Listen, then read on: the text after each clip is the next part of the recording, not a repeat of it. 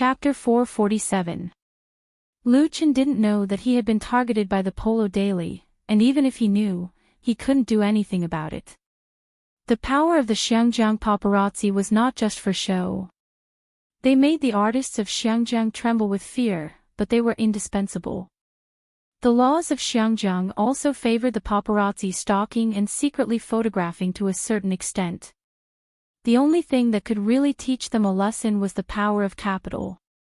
Lu Chen had just arrived in Xiangjiang and had no capital, so he had to find a local film company to cooperate with for his first film to avoid all kinds of trouble.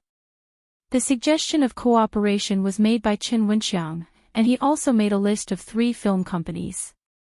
These 3 film companies could not be compared with industry giants such as Jinrong, Wang Corporation, and Polaroid in terms of strength and influence, but they were all established companies with a wide range of connections. Most importantly, they would not have an amazing appetite like Jinrong. In the current situation of the industry's downturn, it was easy to reach cooperation conditions that satisfied both sides. However, the reality was a bit embarrassing. Chen Wenxiang had contacted 2 of the companies, but before he could discuss the specific conditions, he was politely declined by the other party, saying that they had new films to start and would not consider cooperating with others for the time being. In the final analysis, it was the disaster caused by the Xiangjiang government's film and television industry support plan. With this good news, many capable film companies were ready to do a big job, intending to use the new films to get into the huge mainland market. However, the quota of films entering the mainland was limited. Of course, they had to focus on ensuring their new films first. How could they be willing to cooperate with Lu Chen's studio, which had no reputation at all? Industry giants such as Jinrong certainly had the ability to produce 2 or 3 new films at the same time, but they were even more unreliable. Chen Wenxiang said frankly, Jinrong and Wang Corporation can't even enter the door. They don't care about small people like me. Even if I spend money to find someone to smooth things over, I won't get anything in the end, and I'll be treated as a joke. Chen Wenxiang had obviously learned a painful lesson. Even Wan Shaoquan, who was sitting next to him, could hear the resentment and humiliation in his words. Lu Chen smiled faintly and said, "It doesn't matter. What we need now is a partner who can sincerely cooperate with us. As for the future, I think only others will come to us to beg for our cooperation." He said it very calmly, as if he was talking about a very ordinary fact. His words revealed a strong sense of confidence. Wan Shaoquan agreed with him, but Chen Wenxiang didn't.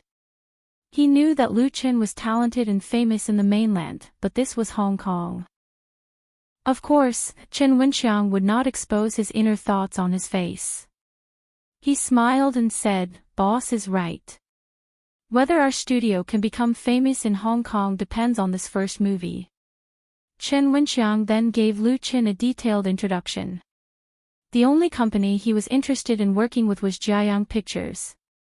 Jiayang Pictures had been established for 30 years. It mainly produced medium and low-budget Hong Kong films. During the boom period of Hong Kong's film industry, it also had a glorious time and produced several blockbuster films. However, in the past 10 years, with the significant decline of Hong Kong's film industry, Jiayang Pictures inevitably suffered a serious impact. Following the traditional pattern of shooting sh*T movies, they lost money one after another. At one point, they were facing the dilemma of going bankrupt and closing down. In 2012, Jiayang Pictures was acquired by Zhou Yi, a businessman from Hong Kong. After a series of restructuring and integration, it finally got rid of the predicament of being unable to make ends meet and was barely able to maintain the situation.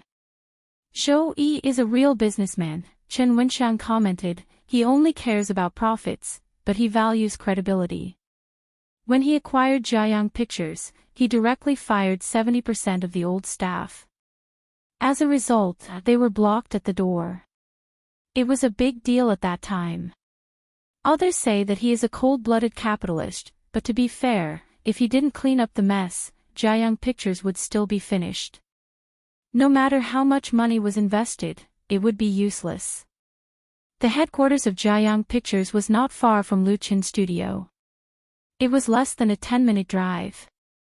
However, the roads in Hong Kong were very congested, so it took them almost half an hour to get there. The office of Jiayang Pictures was in an old office building. After Lu Qin and the others went up to the address, they soon met the general manager of Jiayang Pictures, Zhang Yifan. Zhang Yifan was a middle-aged man in his 40s. He was wearing a suit, his hair was neatly combed, and he was quite strong. He had the aura of someone who had retired from the world of martial arts. Ha ha ha, brother Wenxiang. Seeing Chen Wenxiang, the general manager of Jiayang Pictures greeted him with a smile and took the initiative to extend his hand. Long time no see. You are a rare guest. Chen Wenxiang was a little flattered. He knew Zhang Yifan, and it would be nonsense to say that they were friends. In the circle, there was still a big gap between the two of them. Others might not know, but judging from Zhang Yifan's attitude, they must have thought that they were old friends. But Chen Wenxiang was not an ordinary person after all. He did not get carried away by Zhang Yifan's enthusiasm. He also showed a happy smile and shook hands with Zhang Yifan. Boss Zhang, you really think too highly of me. Wenxiang doesn't deserve it. He let go of his hand and first introduced Lu Qin to him. This is Lu Qin, my current boss. Zhang Yifan's smile disappeared, and his expression became serious. He thoughtfully looked at Lu Qin, who was standing next to Chen Wenxiang. Lu Qin smiled and reached out to Zhang Yifan. Hello, Boss Zhang. I've heard a lot about you. Zhang Yifan's expression changed again, and a smile appeared on his face again. He held Lu Qin's hand tightly and said, I should say that I've heard a lot about you. Lu Qin, I know you. You're a big star in the mainland. You really bring light to my humble place by coming to Jiayang Pictures.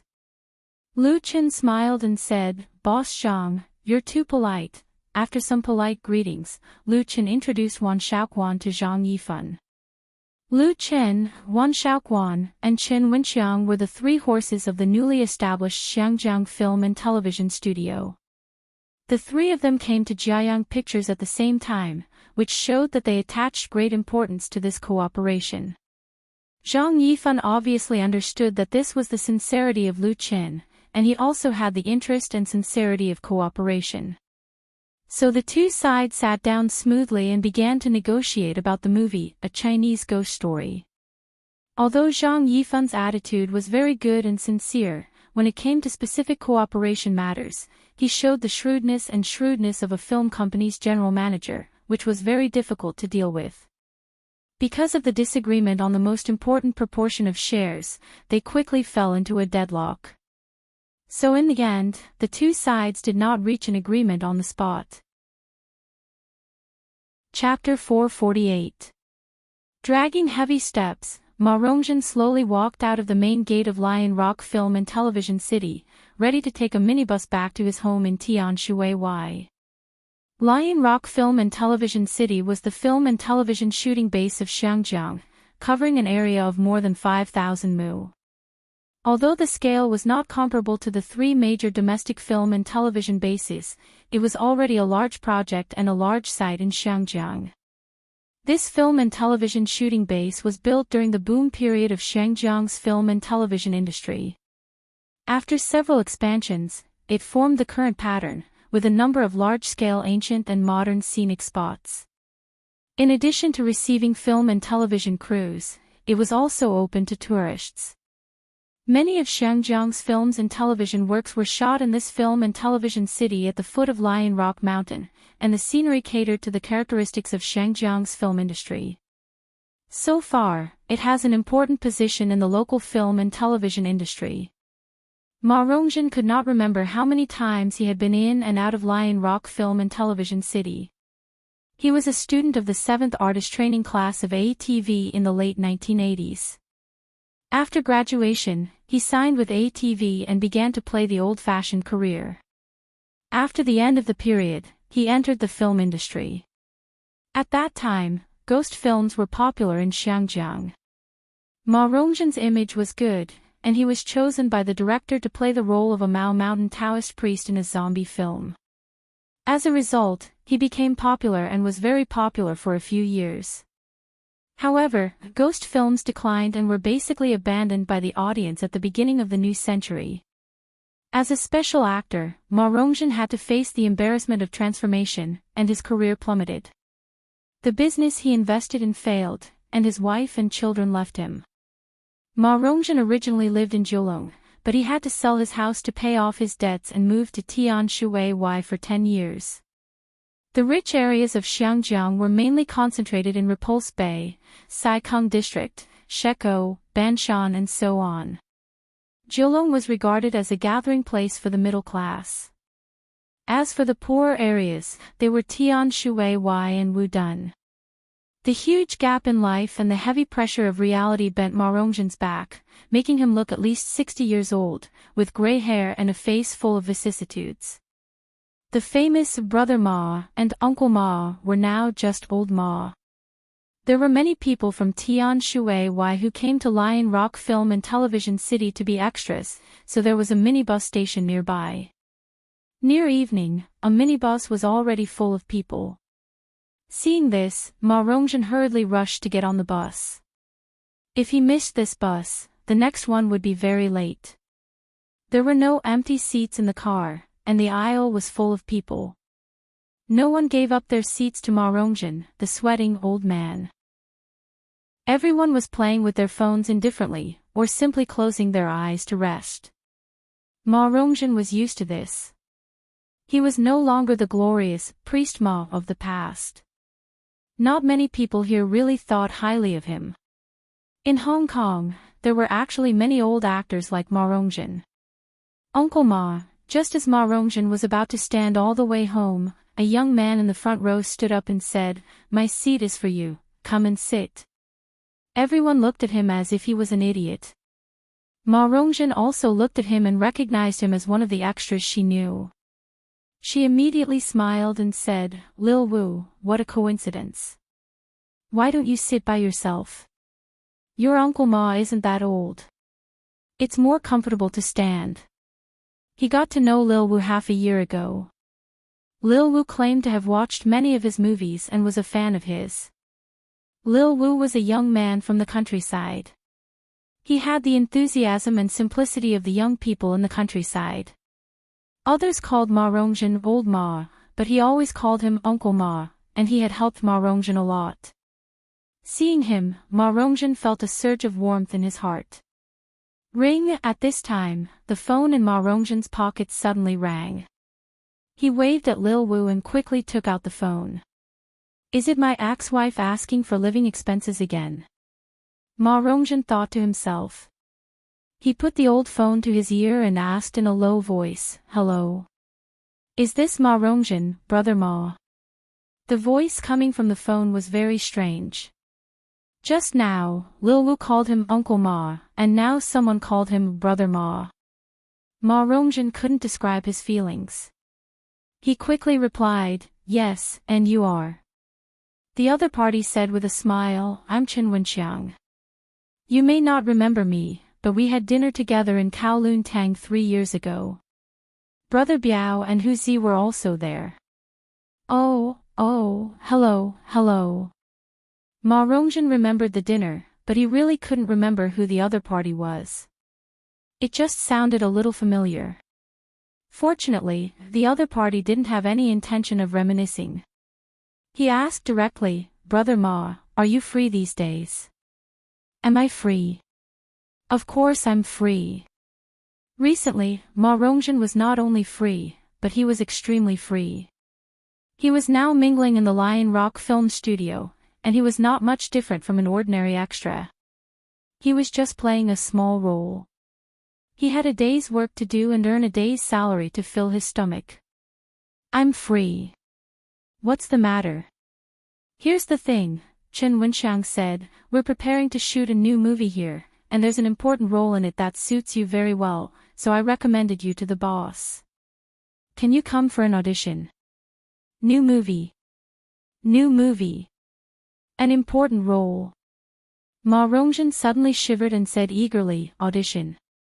No problem, I'll come right now. While he was talking to Chen Wenxiang, many people sitting in the minibus pricked up their ears to listen.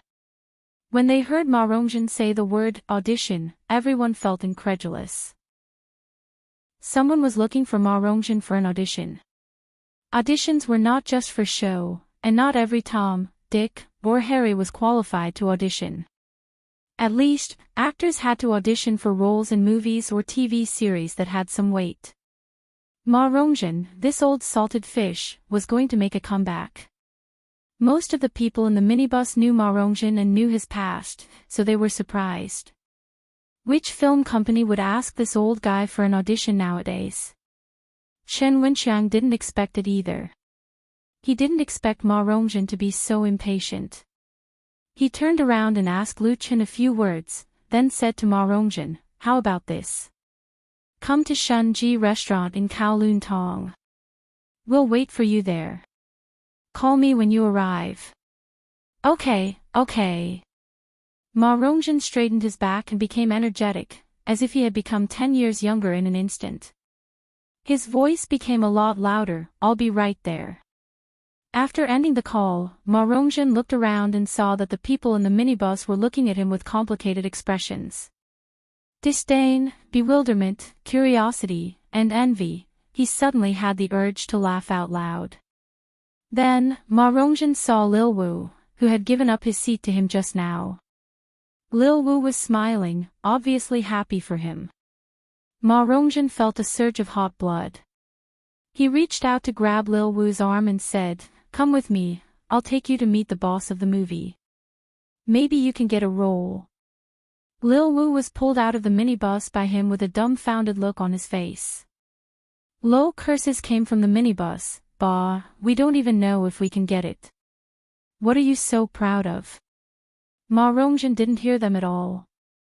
At this moment, his mind was filled with only one thought, I'm going to make a movie. Chapter 449. Uncle Ma, where are we going? Uncle Ma, which film company is looking for you? Uncle Ma, Xiao Wu, who had been pulled out of the minibus by Ma Rongjin, finally came to his senses. Suddenly, he could not help but blurt out countless questions. He was full of uncertainty, as if he had suddenly been hit by a pie in the sky. Can I really get a role? Xiao Wu had just turned 20 this year. After graduating from high school, he had come out to make a living. He had grown up in a remote village in Yuanlong and was still ignorant of everything in the bustling big city of Hong Kong. But Xiao Wu was very clear that this was likely to be a chance for him to change his life. He instinctively grabbed Ma Rongjin tightly. Ma Rongjin flagged down a taxi on the side of the road. After getting into the car and sitting down, he said to Lil Wu earnestly, Lil Wu, I don't know which company hired me to act in a movie, but no matter what, as long as I can successfully audition for the role, how about you be Uncle Ma's assistant for now? Ma Rongjin had been famous in the past. At his peak, he had 4 or 5 assistants and bodyguards with him. Although he was now down and out, he could not be looked down upon. Therefore, he pulled Xiao Wu over, on the one hand, to take care of him, on the other hand, to support himself. Xiao Wu nodded blankly. Assistant. What a high-class word. He had worked as an extras in the Lion Rock Film and Television City and had seen many stars' assistants. Some of them were even more arrogant than the stars themselves. They were definitely existences that a nobody like him envied. Even if he was Uncle Ma's assistant, it was better than getting a small role with only a few lines, right? Thank you, Uncle Ma. Ma Rongjin patted Xiao Wu with relief and said, when you see the big boss later, talk less and look more. You must be polite and don't screw me up. By the way, he said to the taxi driver, brother, please take us to the nearest clothing store. The taxi drivers in Hong Kong were generally older because young people did not like to do this hard, tiring, and low-paying job. The taxi driver looked even older than Ma Rongjin. Ma Rongjin suddenly thought of a problem. Both of them were wearing the costumes of extras and smelled of sweat. It would be too embarrassing to meet the boss of the movie like this, so they had to change into clean clothes. He was a little regretful that he had agreed too hastily just now. Fortunately, there were a lot of ready-made clothing stores in Xiangjiang that provided clothing rental services, so what he needed the most right now was to borrow a set of clothes that were at least passable to wear. Of course, Lil Wu would be there too. For this opportunity, Ma Rongjin intended to go all out. While Ma Rongjin and Xiao Wu were changing their clothes, Chen Wenxiang accompanied Lu Qin and Wan Xiaoquan to Shunji Restaurant, which was located in the bustling area of Kowloon Tong. Chen Wenxiang had already booked a private room. Today, the director of the studio took Lu Qin and the others to visit more than half of Xiangjiang. In the morning, they went to Jiayang Pictures to discuss cooperation, and in the afternoon, they went to several places, mainly to let Lu Qin familiarize himself with the basic facilities of film and television production in Xiangjiang. In fact, when Ma Rongjin was in extras in Lion Rock, Lu Qin and the others were also visiting the studio. According to the plan, most of the scenes of the new movie, A Chinese Ghost Story, would be shot here. Lu Qin was quite satisfied with the hardware facilities of Lion Rock Studio, especially the abandoned ancient temple landscape at the foot of Lion Rock, which was very suitable to be decorated as the main scene of the movie, Lanroa Temple. After seeing the shooting site, they inevitably discussed the roles and actors. In the movie, A Chinese Ghost Story, Lu Qin planned to play the role of the male lead, Ning Kaiqin. Originally, he had thought of letting Qin Fei play the role of Nia Xiaoqian, but the latter had no free time at the moment, so he had to find another suitable actor. In addition to Nia Xiaoqian, there was also a very important and eye-catching role in the movie, and that was Yan Qixia. In A Chinese Ghost Story, Yan Qixia was said to hate evil, be skilled in magic, have a wild and unrestrained personality, and still have a bit of a child's heart. To play this role, they had to find a real veteran actor. When Lu Qin and Wan Xiaoquan talked, Chen Wenxiang recommended Ma Rongjin to Lu Qin, the famous veteran actor who played the roles of Mao Mountain Taoist priest and Zhong Kuei. Lu Qin was unfamiliar with Ma Rongjin's name, but he did have some impression of the Mao Mountain Taoist priest played by the latter. He remembered watching a certain Xiangjiang zombie movie when he was a child. Therefore, he agreed to let Ma Rongjin give it a try. He did not expect that as soon as Chen Wenxiang called, the other party could not wait to come over, even though it was already evening. Ma Rongjin is also unlucky. Sitting in the private room, Chen Wenxiang personally picked up the teapot and poured a cup of hot tea for Lu Qin. He said with great emotion, Ma Rongjin married a wife who was 10 years younger than him. She was the flower of the TVB's artist class at that time, so he was very doted on and even gave birth to a son for him. Everyone was really envious of him. In the end, who would have thought that Ma Rongjin's wife would have an affair with his agent? Ma Rongjin caught them in the act, and it caused a huge uproar. In the end, they divorced. Ma Rongjin really lost both his money and his life.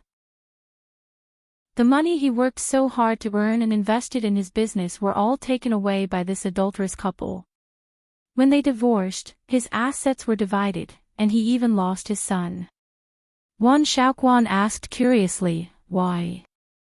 Chen Wenxiang chuckled. His son is not his biological son. Lu Qin and Wan Xiaoquan were speechless. Chen Wenxiang continued, after this blow, Ma Rongjin's career has been ruined. Of course, it is also because of the market, so he has basically disappeared. I had a meal with him a few years ago, and he is very down and out. Ma Rongjin is a very good person. Unfortunately, he met the wrong person. Wan Xiaoquan sighed and said, in today's society, good people may not necessarily be rewarded. Chen Wenxiang grabbed a handful of melon seeds and scattered them on the table. He said, bad people will also get their retribution. His agent, whose surname is Song, fooled around with his ex-wife for a few years and squandered all the money he got from swindling. Then, he courted death by seducing the concubine of a leader of the Hongqing gang. In the end, he was hit by a big truck and died on the street. It is said that his skin was crushed. Lu Chen and Wan Xiaoquan looked at each other. Ma Rongzhen's story could be made into a movie. Ring ring ring. While they were talking, Chen Wenxiang's cell phone rang. He immediately picked it up and smiled. Brother Ma, you are here. I will come down to pick you up. After hanging up, Chen Wenxiang said to Lu Chen, Ma Rongzhen is here. I will go down first. Lu Chen nodded. Okay. No matter what, Ma Rongzhen was a senior in the industry. Even if he was down and out, he should still be respected. It was most appropriate for Chen Wenxiang to step up. Chapter 450. Stepping into the box, Ma Rongzhen immediately saw Lu Chen sitting in the main seat. Compared with Wan Xiaoquan and Zhang Xiaofang who were sitting next to him, Lu Chen was like a star in the night. He could be distinguished from the crowd at a glance and leave a deep impression. First of all, he was handsome. Lu Chen's handsomeness was different from the popular handsome men in the entertainment circle. Although he was not extremely handsome, his face was well defined, his eyebrows were straight, and his nose bridge was straight. He had the firmness and calmness of a young man, which made people instinctively feel that he was a trustworthy person. This is the boss of the film company. Ma Rongzhen couldn't believe it and couldn't help but be stunned. To be honest, Wan Xiaoquan was more like a boss, and Lu Chen was a star artist under his company. It was more normal for him to be the male lead of the new film. While he was stunned, Lu Chen had already stood up with a smile and took the initiative to step forward and extend his hand. Uncle Ma, I've heard a lot about you. After all, Ma Rongzhen was an old man who had been in the entertainment circle for decades. He immediately reacted and shook Lu Chen's hand. Hello. Chen Wenxiang seized the opportunity to introduce, Brother Ma, this is my current boss, Lu Chen. He is from the mainland and has just opened a film studio in Hong Kong. The office is in Rongjin Building, which has an area of more than 2,000 square feet. Ma Rongzhen was a native of Hong Kong, so he understood the meaning of Chen Wenxiang's words as soon as he heard it. Rongjin Building was located in the Xiangpan business district of West Harbor. Although the rent of West Harbor office buildings was not as high as that of Central and Admiralty, there were a large number of TV stations, newspapers and magazines, and film and television entertainment companies around it.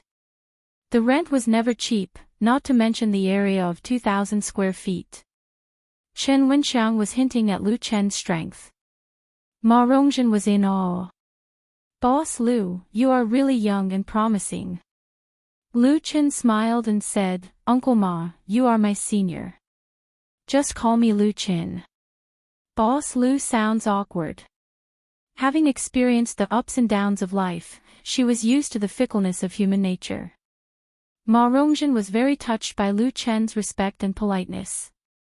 She didn't expect that someone would still respectfully call him senior. The entertainment circle in Hong Kong was a circle where the popular ones were the white ones. Everyone supported the popular stars and trampled on the outdated ones. The younger generation didn't care whether you were a senior or not. They only cared about how popular and how much background you had. Ma Rongzhen was now working in the Lion Rock Film City, and many people knew him.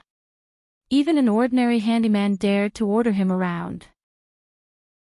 Although Lu Chen is from the mainland, with Chen Wenxiang around, it is impossible for him to know nothing about his situation. It was precisely because of this that Lu Chen's attitude was so precious. Chen Wenxiang added, Mr. Lu Chen is a popular star in the mainland. He has released 2 solo albums and acted in 2 phenomenal TV series since his debut more than a year ago. This time, he came to Xiangjiang to make a movie. When Ma Rongzhen heard that, he couldn't describe the feeling in his heart with words. He didn't doubt that Chen Wenxiang was bragging for Lu Chen, because there was no need to do so. No matter what Lu Chen's identity was, as long as he could come up with the money to hire him to shoot a movie, it was enough. Lu Chen smiled and said, Let's sit down and talk. Everyone sat down again, and Qin Wenxiang introduced Wan Shaoquan and Zhang Xiaofang to Ma Rongjin. Ma Rongjin also introduced his assistant Lil Wu to Lu Qin and the others. Lil Wu sat on the side, trembling with fear. He didn't even dare to breathe heavily. He had only seen such a scene in movies and TV series before. It felt a little like a dream. Qin Wenxiang called the waiter to order. The menu was given to Lu Qin first. Lu Qin randomly ordered a few dishes and handed them to Ma Rongjin. "Uncle Ma, order whatever you like." Ma Rongjin hurriedly refused. "No, I'm fine with anything. You can order." After a pause, he asked tentatively, "Mr. Lu, have you finished writing the script for the movie?" Lu Qin handed the menu to Qin Wenxiang and said with a smile, "I've already written the script. If Uncle Ma wants to read it, you can do it now." He nodded at Zhang Xiaofang, who took out a thick draft paper from his briefcase and handed it to Ma Rongjin. "Thank you." Ma Rongjin almost couldn't wait to take it and read it. He was so serious and engrossed that he even forgot the existence of Lu Qin and the others. It wasn't until the waiter served the first hot dish that he snapped out of his daze. Although he was already hungry and the aroma of the food was extremely tempting, Ma Rongjin's mind was not on eating or drinking. He held the script and looked straight at Lu Qin. "Mr. Lu, which screenwriter wrote this script?" It was so well written. Although the story was adapted from Strange Tales from a Chinese studio, there were many wonderful elements added in it. The personalities of the protagonists were distinct, the characters were lifelike, and the story plot was full of ups and downs. Now, there was a strange phenomenon in the Xinjiang film and television industry. That was, the script was made up and relied on the celebrities to act cute. The screenwriters were eager for quick success and wanted to cater to the audience's taste, but the result was often the opposite of what they wanted. The decline of the Xinjiang film industry was also closely related to the absence of a god-level screenwriter. Most of the outstanding screenwriters of the older generation had already withered. Ma Rongjin had been in the industry for decades. He had filmed many movies and read countless scripts. The script of A Chinese Ghost Story, in his hand evoked an impulse that Ma Rongjin hadn't felt for a long time.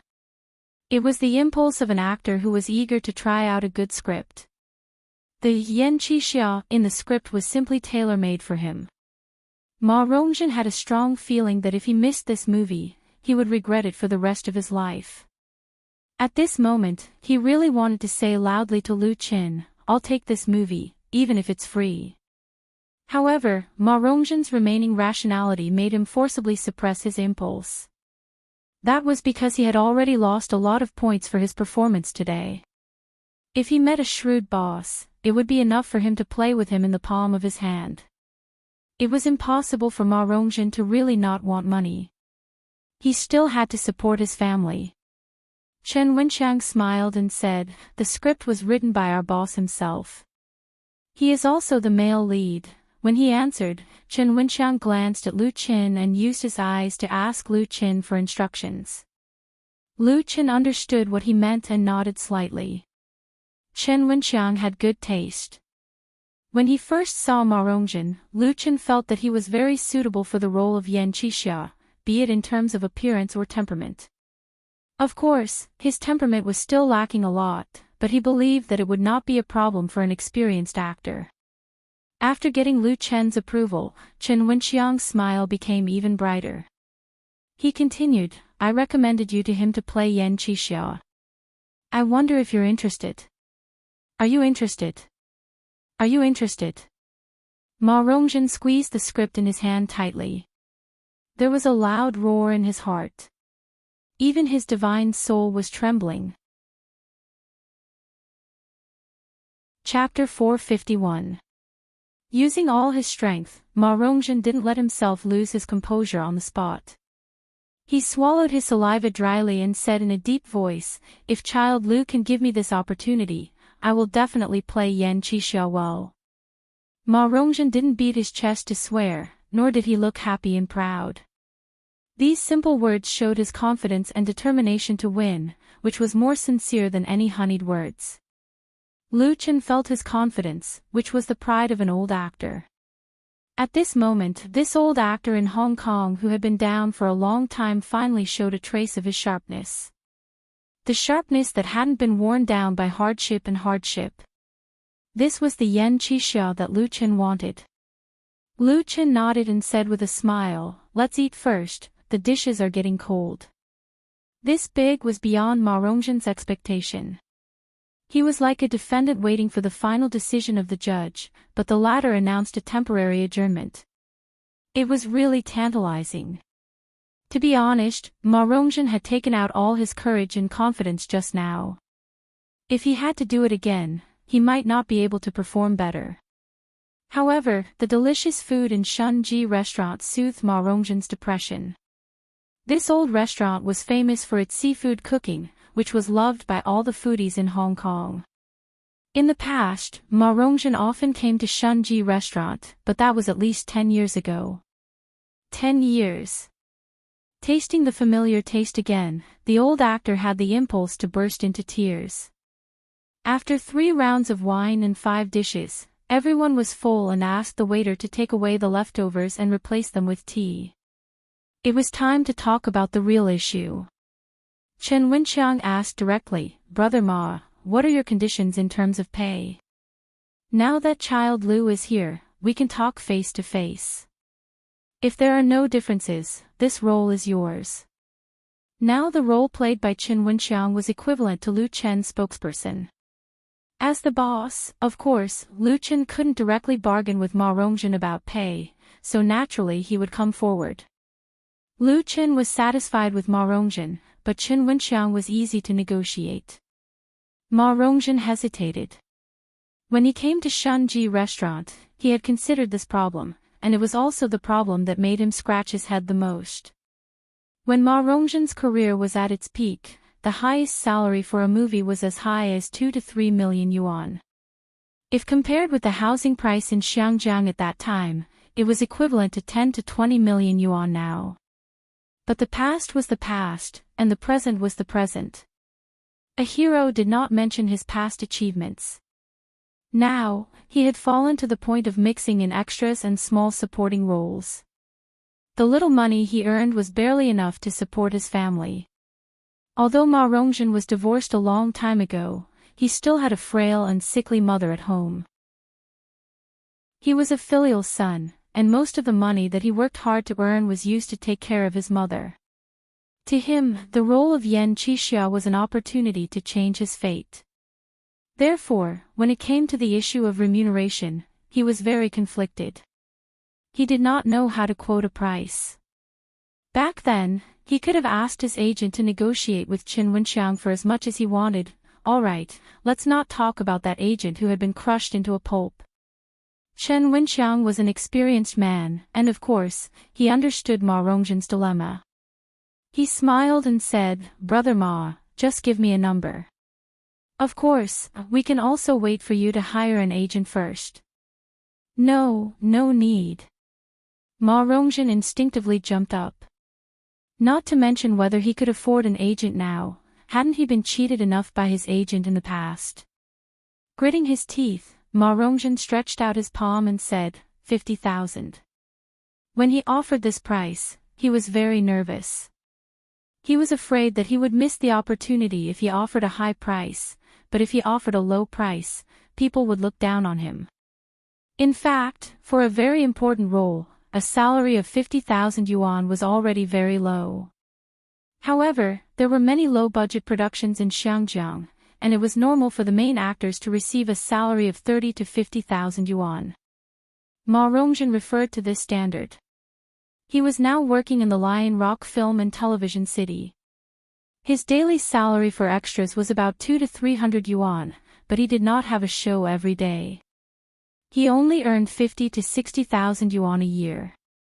Ma Rongzhen did not know that the investment budget for A Chinese Ghost Story was 30 million yuan. 50,000 yuan. Lu Chen and Chen Wenxiang looked at each other. Wan Xiaoquan, who was sitting on the side, felt sad, it was only 50,000 yuan. Lu Chen thought for a moment and said, "Okay, if the movie makes money in the future, I will give Uncle Ma a big red packet." Since Ma Rongjin offered 50,000 yuan, although the salary was a little low, he could not take the initiative to increase the price. As long as he gave a red packet to make up for it in the future, it would be in line with the rules of the circle and would not be a laughing stock. Thank you, young Master Lu." Ma Rongjin felt as if a big stone had been lifted from his heart, and his old face beamed like a flower. Lu Chen said again, "Uncle Ma, I will ask Uncle Chang to give you 20,000 yuan in advance, and 30,000 yuan after the shooting. What do you think?" This was Lu Chen's consideration. Ma Rongjin's situation was so bad, and making a movie was not something that could be done in a day or two. He couldn't let him starve during this period, could he? Instead of letting Ma Rongjin take the initiative to propose it, it was better to help him in a big way. Ma Rongjin was speechless. "Thank you, young Master Lu," Chen Wenxiang watched from the side. He was also very impressed. Lu Chen's behavior was not like that of a newcomer at all.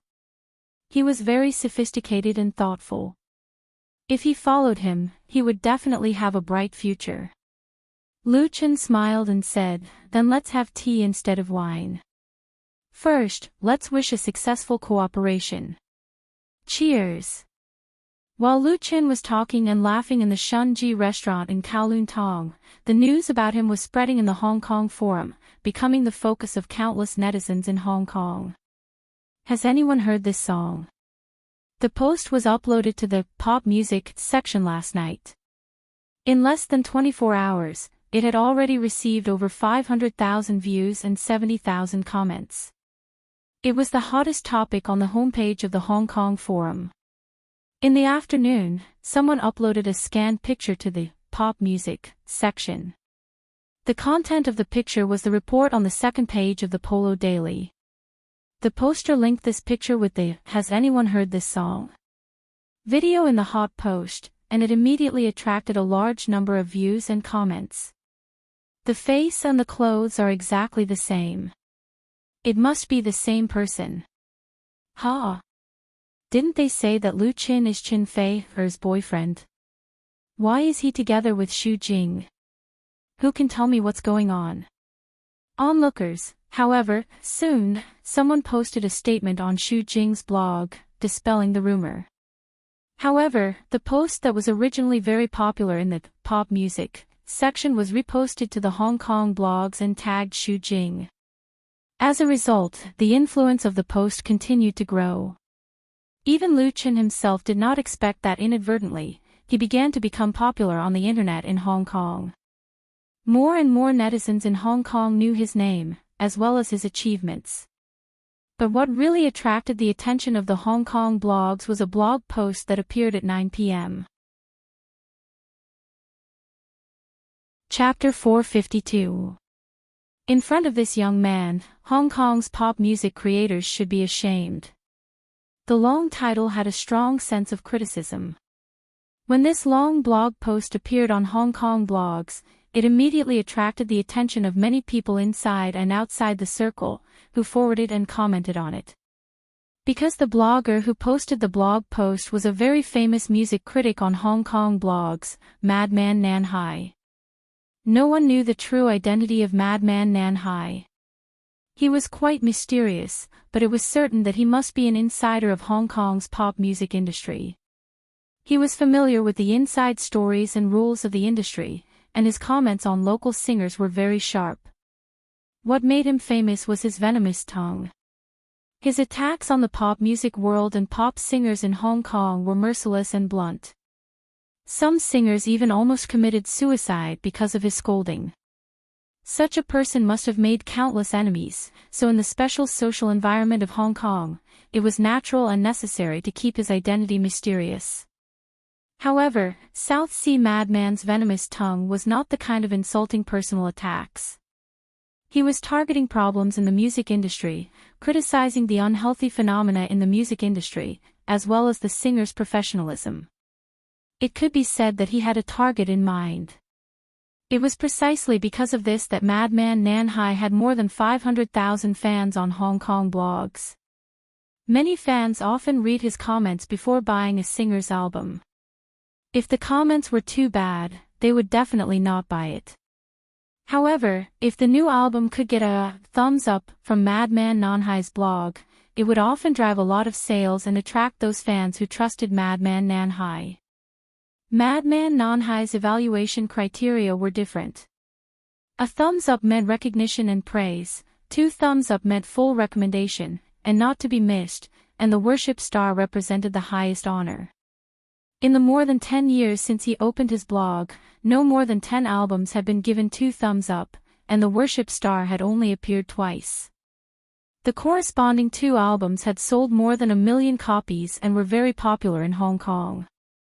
Therefore, many singers and stars in Hong Kong loved, hated, and feared this madman.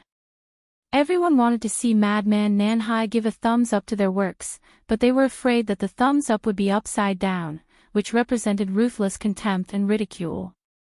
In this blog post, Madman Nan Hai gave a 3rd worship star to a person and a song for the first time, and used this as a topic to severely criticize the creators of Hong Kong's pop music.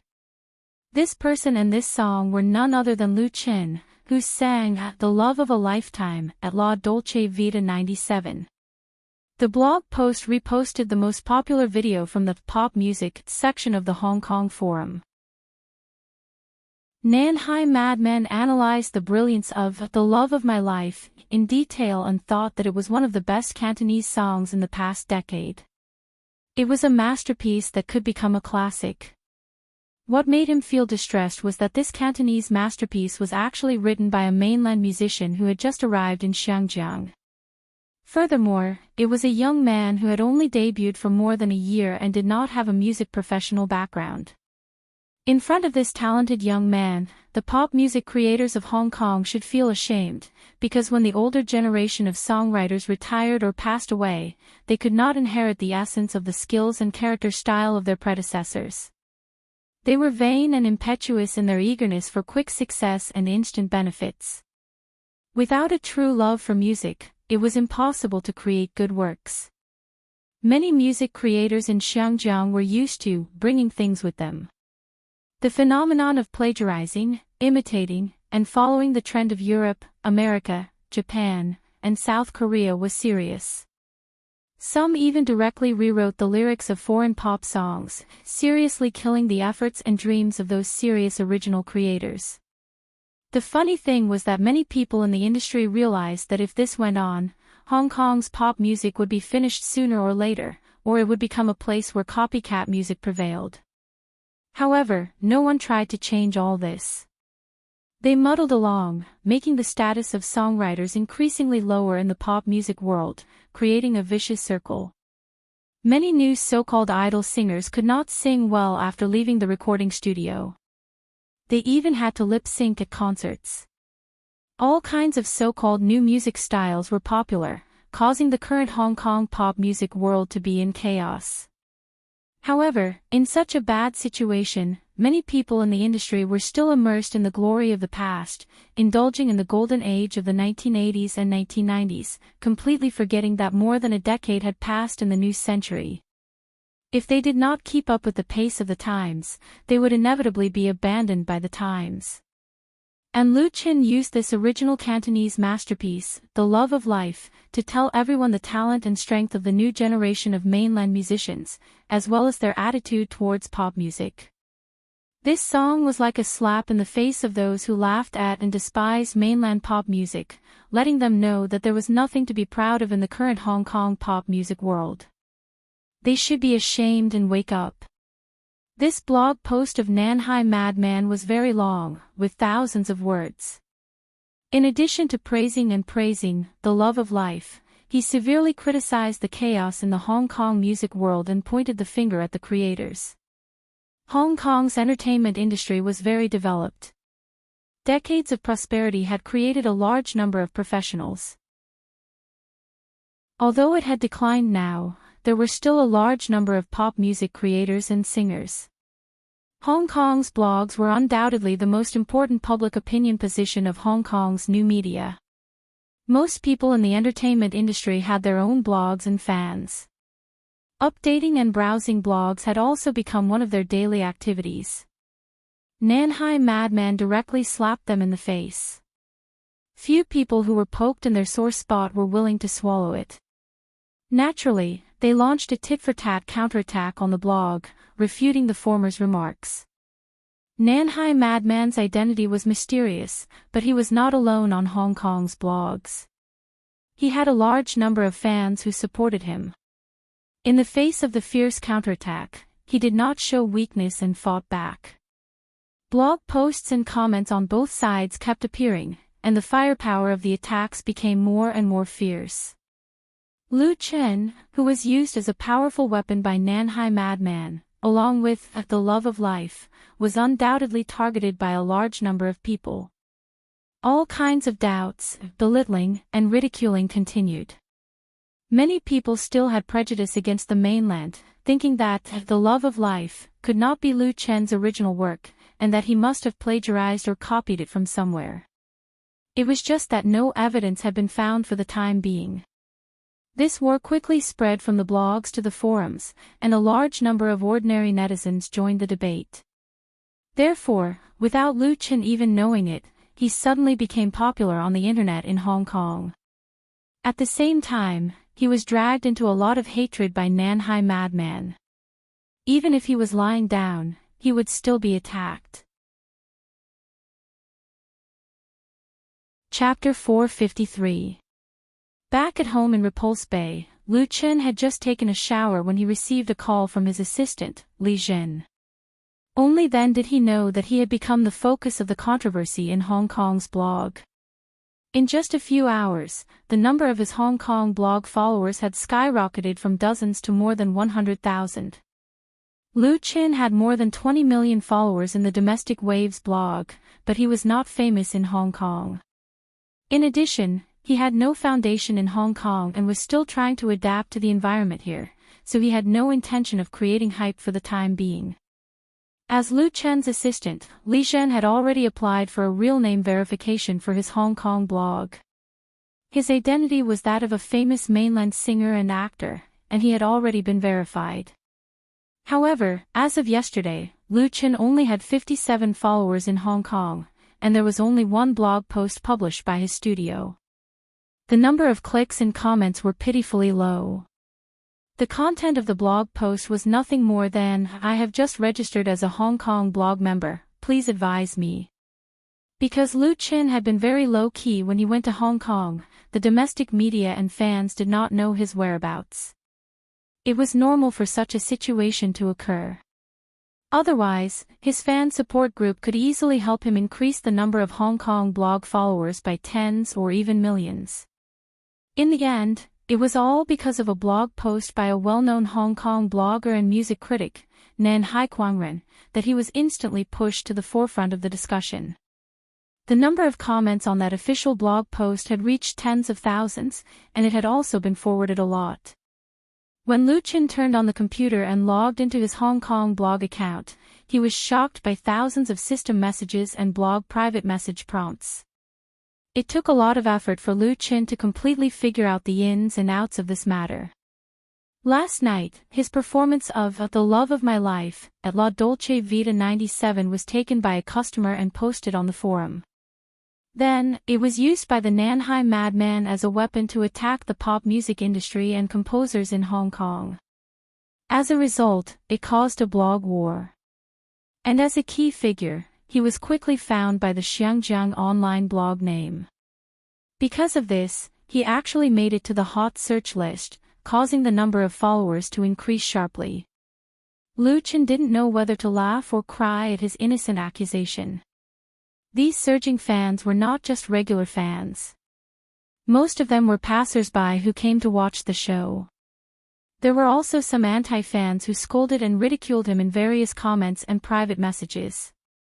"Go back to the mainland, Xiangjiang does not welcome you. Isn't it just a song? What was so great about it? You really know how to create hype. Tell me the truth. How much did you pay Madman Nanhai for him to boast about you like this? Where did you copy this song from? You look down on our Hong Kong music creators. Do you think you're very powerful? Eat shit. There were even more unpleasant obscenities, which were directly blocked by the smart identification system of the blog, but it was enough for Lu Chen to see the other side of some Xiangjiang people on the internet. However, there were also many people who liked The Love of My Life. They expressed their support for Lu Chen. They felt that this song was just as Nanhai Madman had said, it was one of the best Cantonese pop songs in the past decade. These newly increased fans were eager for Lu Chen to release a single and create more and better works. Welcome to Xiangjiang. Mr. Lu Chen, although I didn't know you before today, I'm already a fan of yours. The Love of My Life is so good. You sang it so well. I watched that video 10 times on loop. Is this song written for your girlfriend? Thank you for letting me hear a good song. After spending more than half an hour, Lu Chen finally browsed through some of the comments and messages. He ignored the cursing and ridiculing anti-fans and felt that he needed to say something. After serious consideration, Lu Chen posted a new blog post on Hong Kong's blog for the first time. The title of the blog post was, "Thank you, Friends of Xiangjiang." In this blog post, Lu Chen expressed his gratitude to the Xiangjiang fans who supported him and liked his works. He specifically explained that he had come to Xiangjiang to set up a film studio and was preparing to shoot a movie. Therefore, he had no intention of releasing a single or album for the time being. This song, The Love of a Lifetime, was Lu Chen's first Cantonese work. He sang it impromptu with his friends at La Dolce Vita 97 in Long Kwai Fong last night, so it wasn't a deliberate hype. He didn't even know the madman from Nanhai. In the end, Lu Chen expressed in the blog post that he liked the prosperity and beauty of Xiangjiang very much. However, he was very disgusted with the comments and attacks of some people on the blog. It was contrary to the open and tolerant image of Xiangjiang. Lu Chen's blog post could be said to be polite and restrained. His words were gentle but firm. He was neither aggressive nor timid. What he wrote was extraordinary writing skills. After the blog post was posted, it quickly received a large number of reposts and comments. The most obvious change was that the number of people who maliciously attacked and insulted him had decreased a lot.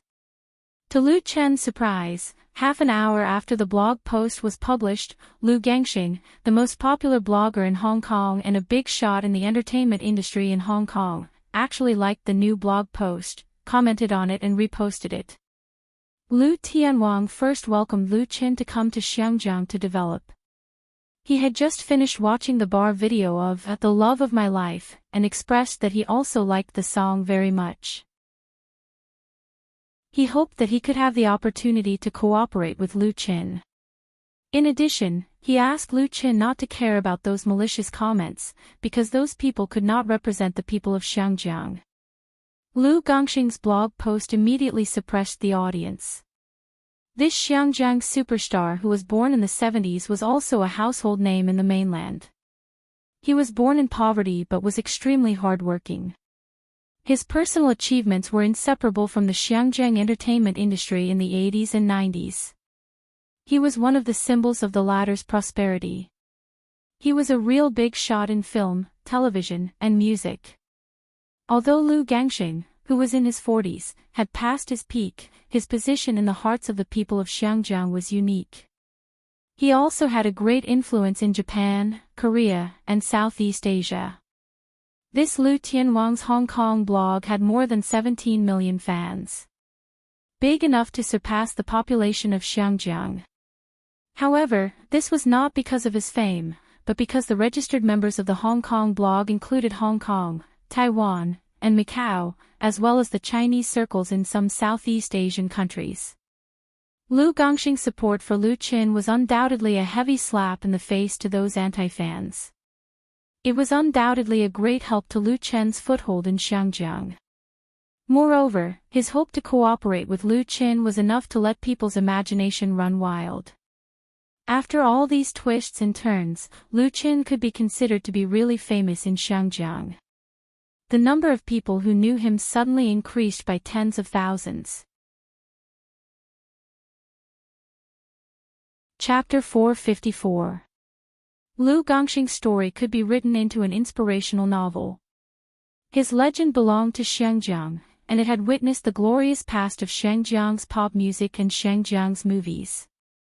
Lu Qin really didn't expect that this superstar would actually follow his blog and give him support and praise in a very friendly manner. Lu Qin could also be considered one of Lu Gongxing's fans. When he was a child, he had watched many movies and TV series starring Lu Gongxing, such as Big Lawyer, Hong Kong Hero, Life and Death Rescue, Brave Detective, Sword of Wudong, and so on. They were all popular works at that time, and there were also Lu Gongxing's records. Until now, in his hometown, Lu Qin still had more than a dozen CD albums of this king of Xiangjiang. Although the current Lu Qin had already stood at a considerable height in the industry, he still had great respect for this senior who was truly virtuous and artistic. Therefore, Lu Qin immediately replied to Lu Gongxing's comment and sincerely thanked this superstar. He expressed that he was his fan and was looking forward to working with his idol. Lu Gongxing had a lot of fans on Hong Kong's blog. Lu Qin's respectful attitude had undoubtedly won their favor and caused the number of his fans to increase steadily. As a result, when Lu Qin had just arrived at the studio the next day, his assistant Li Jin reported to him happily, "Young Master Lu, you're really amazing." Even Lu Tianwang liked it. Now your fans have increased to 300,000. In China, it was common for popular figures to gain tens or even millions of fans on Waves' blog overnight. However, in Hong Kong's blogs, such a rapid increase in fans was quite rare. Many celebrities were keen on running blogs because the more fans they had, the more benefits they would bring, including direct and indirect benefits. It was already common for celebrities to endorse advertising products on blogs. Hong Kong blogs were no exception. The new generation of artists in Xiangjiang all liked to use blogs. Li Jin had seen a lot of them, so she was naturally happy for Lu Qin. This was because Lu Gongxing, Lu Tianwang, had helped Lu Qin increase his fans. It was really a great honor. Lu Qin, on the other hand, only smiled faintly and quickly threw it to the back of his mind, because he did not need to rely on this to earn money and popularity. Yesterday was more like an accident, nothing more than an accident within a pleasant surprise. He would not get carried away. However, Lu Qin still underestimated Lu Gongxing's influence in Hong Kong, as well as his influence on himself. He hadn't even warmed his seat in the office when a visitor came. There were 5 people, 3 of whom Lu Qin met a few days ago: Madame Jin's entertainment company's boss, Jin Mingxiu, and her 2 goddaughters, Ji Xiaodai and Li Xinyan. As for the other 2, they should be assistants. Lu Qin was a little surprised. He had promised Madame Jean at Xu Jing's charity dinner that he would compose a debut song for Ji Xiaodai and Li Xinyan's twins within 3 days. However, the time was not up yet. Why did they take the initiative to come here? Were they afraid that he would run away? Lu Qin was amused by his own thoughts. He received a few uninvited guests in the reception room. "Madame Jean, what are you doing?" After sitting down, Lu Qin asked curiously, "What's the matter?" Madame Jean said, "Actually, it's not a big deal. I just brought my 2 daughters here to get familiar with each other. In the future, I'll ask them to visit you often and learn more things." Lu Qin couldn't help laughing. "You're too polite. I'm afraid I can't teach them anything." Madame Jean said with a smile, "Young Master Lu is really polite. Even Heavenly King Lu praised you. It's more than enough for you to teach my 2 daughters." Lu Qin suddenly understood. It was because of last night's incident. Madame Jean obviously already knew about the news on the Hong Kong blog, so she specially brought the twins here to show off. His status and weight in the Xiangjiang entertainment industry had changed because of Lu Gongxing's praise. Madame Jean just wanted to get closer to him. Simply put, the song written by Lu Chen for the twins, who was originally unknown in Xiangjiang, and the song written by Lu Qin, who was now famous, would have a completely different publicity effect. Although this approach was a bit snobbish, she had her reasons. The suggestion of Ji Xiaodai and Li Xinyan to form a group was made by Lu Qin. He was the one who came up with the name Twins, and he also took care of the two girls' debut songs. There was no problem at all with the title of teacher. In the Xiangjiang entertainment industry, this relationship was actually very close. Madame Jean wanted to kiss him even more. After understanding Madame Jean's intentions, Lu Chen couldn't help but laugh. He thought for a moment and said, "That's great. I've already written the song for the twins. I'll give it to you now." "You've already written it?" Madame Jean was really shocked. Originally, Lu Chen promised her 3 days. She actually didn't care about 3 to 5 days. A good song needed time to polish, and it wouldn't be beautiful if she rushed it. Therefore, today, Madame Jean just brought the twins to familiarize herself with them. She didn't mean to rush the manuscript. She didn't expect Lu Chen to actually say that he had already written it. It had only been less than 2 days. It couldn't be that he bought a half-hearted work with 1 million yuan, right? Although Madame Jean didn't really care about 1 million yuan, if that was really the case, she wouldn't be happy either. Of course, as an experienced person, on the surface, Madame Jean still showed a surprised expression. So fast. Lu Chen could more or less guess her true thoughts, but he wouldn't deliberately expose her. He smiled and said, "I had the inspiration a long time ago. It's just that I wrote it."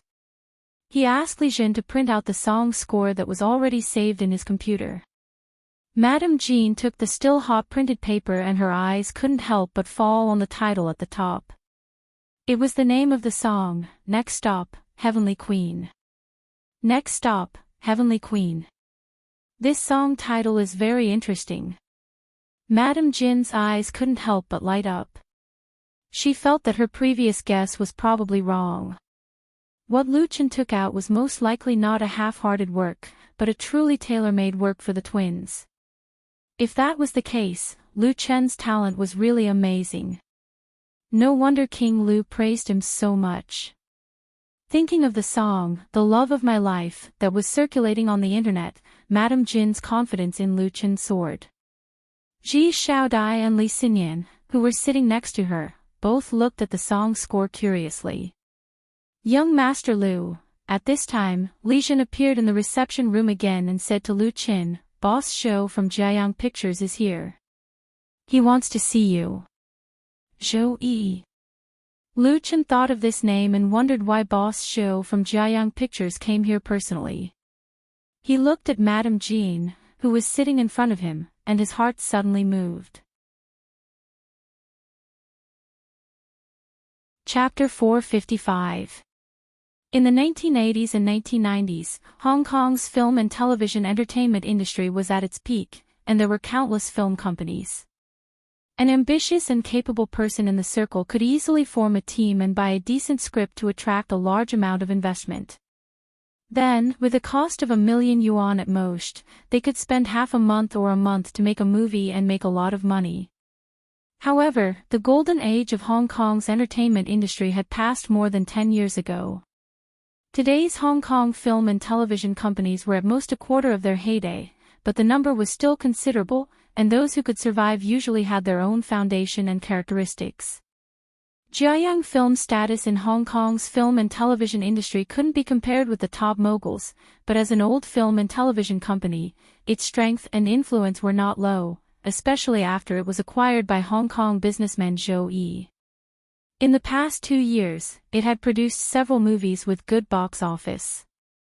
This was also the reason why Chen Wenxiang strongly advocated the cooperation between Lu Chen Studio and Jiayang Film.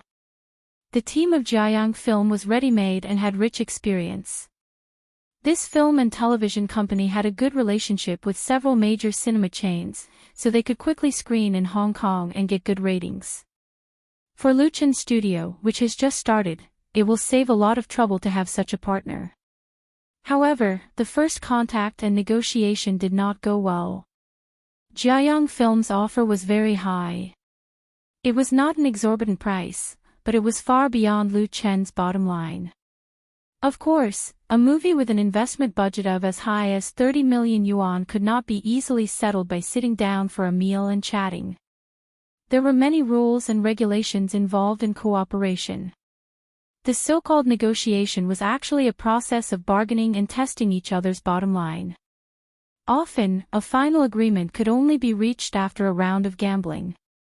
Lu Chen had already expected this, so he began to prepare for the new movie and was also mentally prepared to continue the negotiation with Jiayang Film. If they really could not come to an agreement, they could either talk to another company, or simply gather their people. Of course, that was the last choice, and it would cost a lot more time and money, which was contrary to the plan. To Lu Chen's surprise, he had just visited Jiayang Film with Qin Wenxiang and Wan Shaoquan yesterday and met their general manager, Zhang Yifan. Today, the big boss behind Jiayang Film, Zhou Yi, actually paid a return visit in person. Was this also the influence of Lu Gangxing? If that was the case, Lu Chen had undoubtedly underestimated the influence of this superstar in Xiangjiang. Lu Chen remained calm and collected as he said to Li Zhen, "Mr. Zhou, please come to my office and apologize for me." Madame Jean was still sitting here. If he abandoned this group of people in front of him to welcome Zhou Yi, then his EQ would be too low. Even if the latter was definitely here to discuss the cooperation of the new film. Yes, young Master Lu. Li Zhen nodded in agreement and left to receive Zhou Yi.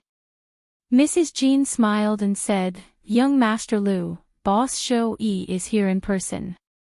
Is he here to discuss the cooperation of the new movie? Then you have to catch him and slaughter him."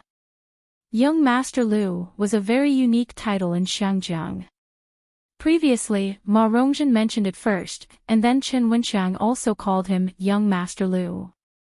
Now, even Li Zhen and Madame Jean changed the way they addressed him. Originally, as a guest, it was impolite to ask about the purpose of another guest's visit. However, Madame Jean was a woman, and her smile was very amiable. Her words revealed her familiarity with Zhou Yi, so people did not feel it was abrupt. Lu Chen was curious. "Madame Jean and Boss Zhou are friends." Madame Jean smiled and said, "We've had dinner together a few times. Boss Zhou is a very trustworthy person. It's reassuring to cooperate with him. Several of my artists have filmed in Jiayang Film before. It's been a pleasure working with him." She looked around and took the opportunity to push her two goddaughters out. "Young Master Lu, do you still need actors for your movie? Give Xiao Dai and Xinyan 2 roles. They can also play small roles. You don't need to pay them at all. Just treat it as letting them learn from you. How about it? Filming a movie." Both Ji Xiaodai and Li Xinyan were tempted. They blinked their eyes and stared at Lu Chen. Filming movies and TV shows were irresistible temptations for most girls in Xiangjiang. There would always be examples in the industry of meeting talent scouts on the street and then becoming famous and embarking on a brilliant career as a star. Although this was Lu Chen's first movie and no one knew how it would turn out, being able to play a role in it would undoubtedly increase one's qualifications. With Lu Chen's fame and reputation, it was impossible for him to shoot a quick movie with tens of millions of investments, right? They were all smart people. Lu Chen smiled and said, "To be honest, I still lack a few roles in this movie. I haven't decided on the female lead either, but there really aren't any suitable ones for Xiao Dai and Xinyan. If you don't mind, it's not a problem for you to play a small role." There were not many characters involved in the movie, a Chinese ghost story. Lu Chen played the male lead, Yan Qixia had already decided on Ma Rongzhen, and there was a female supporting role, Xiao Qing, reserved for Qin Wenxiang's daughter. The only thing that Madame Jean could get for her goddaughter was a cameo appearance out of friendship. Before Madame Jean could speak, Li Xinyan couldn't wait and said, "A small role is fine too." Ji Xiaodai also nodded in agreement. They didn't expect to get any important roles, so it was good to play a small role. Just treat it as a game. In fact, Madame Jin's intention of bringing them here today was very obvious. She wanted them to firmly grasp Lu Chen's potential. It was not to snatch a diamond bachelor, but to get Lu Chen's support in their career. People in Xiangjiang were very superstitious. There had always been a saying of benefactors in the circle. Madame Jean believed that Lu Chen was Ji Xiaodai and Li Xinyan's benefactor. Meeting him at Xu Jing's charity banquet was their fate and opportunity. She smiled and said, "Thank you so much, young Master Lu. I'll treat you to dinner tonight. It's on Xiaodai and Xinyan's tab." Lu Chen really admired this person. No wonder Xu Jing admired him so much when she mentioned him. It would be strange if such a person didn't mix well in the entertainment industry. Madame Jean was very observant. She had achieved her goal, so she didn't continue to pester him. After a while, she stood up and said, "Young Master Lu still has guests, so we won't bother you anymore. I'll inform Miss Li after booking a table. See you tonight." Ji Xiaodai and Li Xinyan also stood up, bowed and said, "Goodbye, Teacher Lu. I'll see you out." Lu Chen personally saw Madame Jean and the others out, and then returned to his office. Zhou Yi, the chairman of Jiayang Pictures, was already waiting there. Chapter 456. Zhou Yi was a very pure businessman. He was born in a middle-class family and received a good education from a young age. After graduating from a famous foreign university, he first engaged in foreign trade, and his business was doing very well. After earning the first pot of gold in his life, he quickly switched to the financial industry. After experiencing the 2002 stock crash in Xiangjiang and the rising tide of the housing market in 2005, his assets quickly accumulated more than 100 million, and he became a rather famous financial investor. 10 years later, Zhou Yi established his own investment fund, which had many investment projects in the real economy and the internet industry, and most of them were profitable. In Xiangjiang, Zhou Yi was definitely not one of the richest people, and he could not even be considered as one of the second richest. However, he was highly regarded in the industry, and was known for his accurate judgment and brilliant methods. According to Qin Wenxiang, Zhou Yi was a trustworthy business partner, but definitely not suitable to be a friend. This was because he always put profits first, and if his own interests were harmed, even if it was an old friend, he would turn against him. Therefore, this director of Jiayang Pictures had a mixed reputation in the industry. Some people had a good impression of him, while others disliked him. When Lu Chen first saw Zhou Yi, his first impression was that he did not look like a businessman who only cared about profits. He was in his 40s, slender and refined, wearing a pair of black-rimmed glasses, and had a strong scholarly air. His face was fair without any facial hair, and he looked slightly feminine. His slender eyes were reserved. Apart from Zhou Yi, there was a man and a woman sitting in Lu Chen's office. The man should be Zhou Yi's bodyguard. He was dressed very smartly, and his eyes were shining brightly. He stood silently in the corner. As for the woman, Lu Chen stared at her for 3 more seconds. It was not that Lu Chen was lecherous or impolite, but this beautiful woman in a long dress with picturesque features had an indescribable demeanor. She sat quietly on the sofa, as if she was a frozen painting of a court lady. "Mr. Zhou, sorry to keep you waiting." Lu Chen took a step forward and took the initiative to extend his hand to Zhou Yi. "Please forgive me for my negligence." Zhou Yi smiled and held Lu Chen's hand tightly as he replied, "Mr. Lu, you're exaggerating. I came abruptly. Usually, the meeting between the two of them should have been arranged beforehand." Zhou and Madame Jin's arrival was very sudden. It felt like a surprise attack. Lu Chen asked, "These two are?" Zhou smiled. "Let me introduce you. This is my cousin, Nie Mingzhu." The woman in the white dress slowly stood up and extended her hand to Lu Chen, saying, "Hello, Mr. Lu." Her voice was very pleasant, a little soft, and she spoke fluent Mandarin. It had the taste of Jiangnan. "Hello." Lu Chen held her little hand and was a little surprised. "Miss Nie, have you lived in Suzhou before?" Nie Mingzhu smiled and said, "I was born in Xiangjiang, but I spent high school and university in Jinling. I even worked for Su Yang for a year, so I can be considered half a Jiangnan person." There was a smile at the corner of her mouth, with a hint of playfulness, and her whole person seemed to have become lively because of it. Lu Chen was secretly amazed.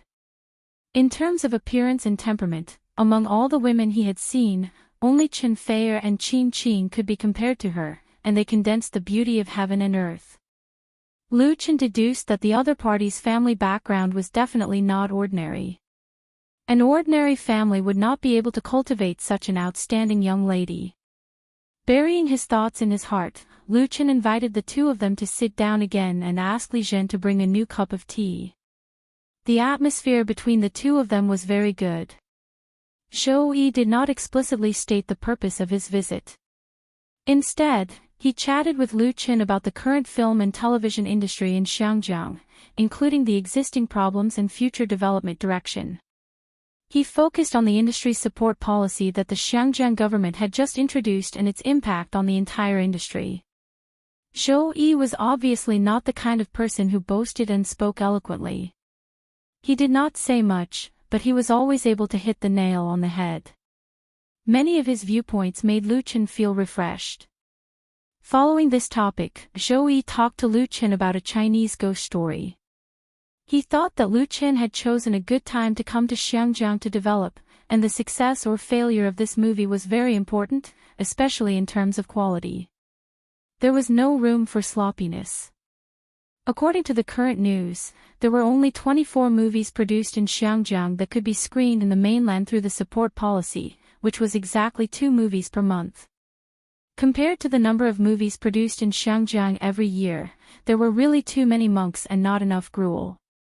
The competition would definitely be extremely fierce, and getting a slot was not only based on connections, but more importantly, the quality of the movie. Even if a shoddy movie could pass the review and be screened in the mainland, it would still be a disgrace.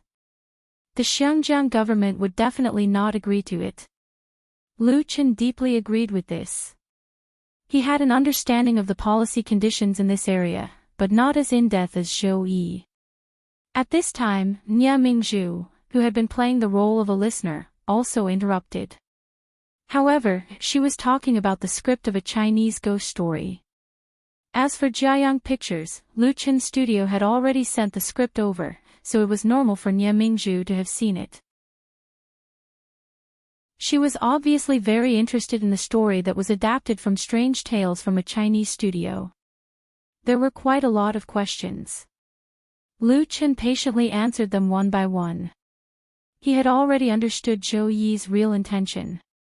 The other party did not mention it directly, undoubtedly because he did not want to fall into a passive position in the subsequent negotiations. Instead, he put the choice on his side. Zhou finally said, "Mingzhu graduated from the Jinling Film and Television Academy and majored in acting. Originally, she planned to stay in the country to develop, but her family was worried, so she returned to Xiangjiang." So that was it. Lu Chen nodded, indicating that he understood. There was no need to be too straightforward when talking to a smart person. After this exchange, although it did not involve any negotiation terms, in fact, the two parties had taken a big step towards the success of the cooperation. The following developments also proved this point. In the following days, Lu Chen's studio and Jiayang Pictures started a new round of negotiations, and finally reached an agreement on the 7th day after Lu Chen arrived in Xiangjiang. Both parties were very satisfied with this agreement. Lu Chen held his bottom line, and Jiayang Pictures not only got a share of the profits, but also got the female lead of a Chinese ghost story and another important supporting role, Grandma Tree. The one who played Nie Xiaoqian was Nie Mingzhu. On the second day after signing the cooperation agreement with Jiayang Pictures, Lu Chen handed the follow-up matters to Chen Wenxiang and Wan Xiaoquan. He flew to Huhai with his assistant Zhang Xiaofang, and then transferred to Wuming City. Chapter 457. Lu Chen flew to Wuming to visit the set. The object of the visit was, of course, his girlfriend, Chen Feier. The latter was filming the long historical TV series Xingshi Long Song on the Mongolian steppe. She had been there for several days, and it was said that the conditions were quite difficult. Xingshi Long Song was the 2017 blockbuster TV series of CCTV. It had a huge investment and a strong cast. Naturally, the shooting period was very long, and most of the scenes were shot in real scenes. This was the unchanging feature of CCTV's blockbuster TV series for decades.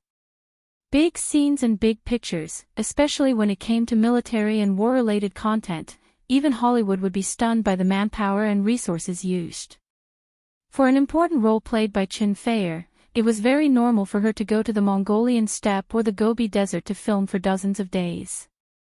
After arriving in Wuming City, the capital of Mongolia, Lu Chen and Zhang Xiaofang left the airport and got the off-road vehicle that Beijing studio had arranged in advance. Then they drove to the filming site more than 700 kilometers away. The Mongolian province, with a total area of more than 2.7 million square kilometers, was the largest province in China. At the beginning of the last century, Outer Mongolia was separated from China and returned to the embrace of the motherland in the 1970s. After leaving Wuming City, the surrounding terrain quickly opened up. The rolling hills and green grasslands became the most important scenery along the way. After driving along the highway for more than 300 kilometers, it was already dark by the time they reached Barto City. The two stayed in Bader City for a night, filled up the off-road vehicle, and continued northwest. Out of Bader City, they entered the vast Mongolian steppe. There were basically no regular roads here. Without the guidance of a satellite navigation system, it was very easy to get lost and not find the way back. But driving a powerful off-road vehicle on the steppe was definitely a kind of enjoyment. Opening the roof of the vehicle, bathing in the sun and wind, freely driving to one's heart's content, let people's mood fly with the release of dandelions. This was the first time that Lu Chen had come to Mongolia. On the way, he exchanged seats with Zhang Xiaofang and drove by himself, enjoying the feeling of being far away from the world. At 8 o'clock in the morning, they set off from Bader City. At 2 o'clock in the afternoon, the two found Shuiquanwai, where the film crew of CCTV's Xingshi Long Song was located. Shuiquanwai was a large settlement for the local Mongolians. It was located by the Little Mirror Lake and had a population of more than 10,000. The Mongolians had been living a nomadic life for generations, but in modern times, with the continuous growth of the population and the development of animal husbandry, the contradiction between survival and the environment became increasingly prominent. In order to protect the ecology of the prairie, many Mongolians began to live a settled life. Shuiquanwai was such a settlement, which was equivalent to a grassland town. It was a local tourist attraction, and because of the relatively good conditions and facilities, it became the base of the CCTV Xingshi Long Song film crew. From afar, Lu Chen could see Ao Bao standing on a high slope with a colorful flag fluttering in the wind. The Ao Bao was a landmark on the grassland and also the place where the herdsmen offered sacrifices.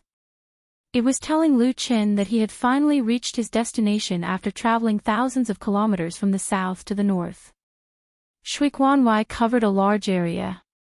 The central area was composed of large buildings and bungalows with white walls and green tiles. There were many beautiful Mongolian yurts scattered around the town on the grassland, and scattered cattle and sheep could be seen everywhere. In the distance was the sparkling little mirror lake, and a group of horses were eating grass by the lake, chasing and playing. It was really a picturesque scenery. By inquiring the local villagers, Lu Qin easily found the place where the film crew was stationed. It was an independent compound, and a vehicle with the words Xingshi Longsong Film Crew was parked in front of the gate. He must have found the right place. There was a staff member in the compound. When Lu Qin went in to inquire, the staff member recognized him at a glance. "Are you Lu Qin?" The staff member of the Central TV film crew was very surprised. "Why are you here? Don't tell me you're here to film with our crew. I haven't received any notice." Lu Qin was not on the cast list of Xingshi Longsong Film Crew, but it was normal for such a strong cast to add or lose an actor temporarily. It was not worth making a fuss about. Lu Qin smiled and said, "I'm here to visit." Visit? The staff member was suddenly speechless. It was also normal for actors and artists to have friends in the circle to visit when they were filming outside. However, this was the central area of the Mongolian grassland, and the nearest city was hundreds of kilometers away. The staff member was very experienced, but he had never seen anyone like Lu Qin. He suddenly came to a realization. "You're here to see Qin Fei, aren't you? Wasn't Qin Fei Lu Qin's girlfriend?" The relationship between the two of them was really good. The staff member sighed and said enviously, "Miss Chen and the crew are filming at the hunting ground. I guess they won't be back for 2 days.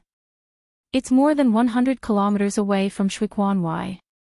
Lu Qin replied without thinking, "Then I'll drive there myself." It's not hard to drive more than 100 kilometers. He had already run thousands of kilometers. How could he miss more than 100 kilometers? The staff member asked with a smile, "You didn't come without informing Miss Qin, did you?" Lu Qin nodded a little embarrassedly. He didn't inform Qin Fei in advance that he came to visit her. The purpose was to give her a surprise. During his time in Hong Kong, the two talked on the phone every day. He knew that Qin Fei had a hard time filming, and he almost had a scandal. Although it was just a misunderstanding and it had been solved, he still felt a little sorry in his heart. Therefore, before the shooting of A Chinese Ghost Story officially began, Lu Qin rushed over to visit her. It was difficult for lovers in the entertainment industry to stay together for a long time. If the relationship wanted to remain unchanged, both sides needed to maintain it carefully. Although the relationship between the two had always been very good, it didn't mean that they didn't need to be cared for. Sure enough. The other party slapped his thigh. "I knew it would be like this. It's really romantic. Then I'll go with you and give you something by the way, so that you don't go the wrong way." Lu Qin was surprised. "That won't delay you, right?" The staff member said with a smile, "It doesn't matter. There are other people stationed inside. I'll just tell them." Lu Qin was grateful. "Thank you so much." "You're welcome."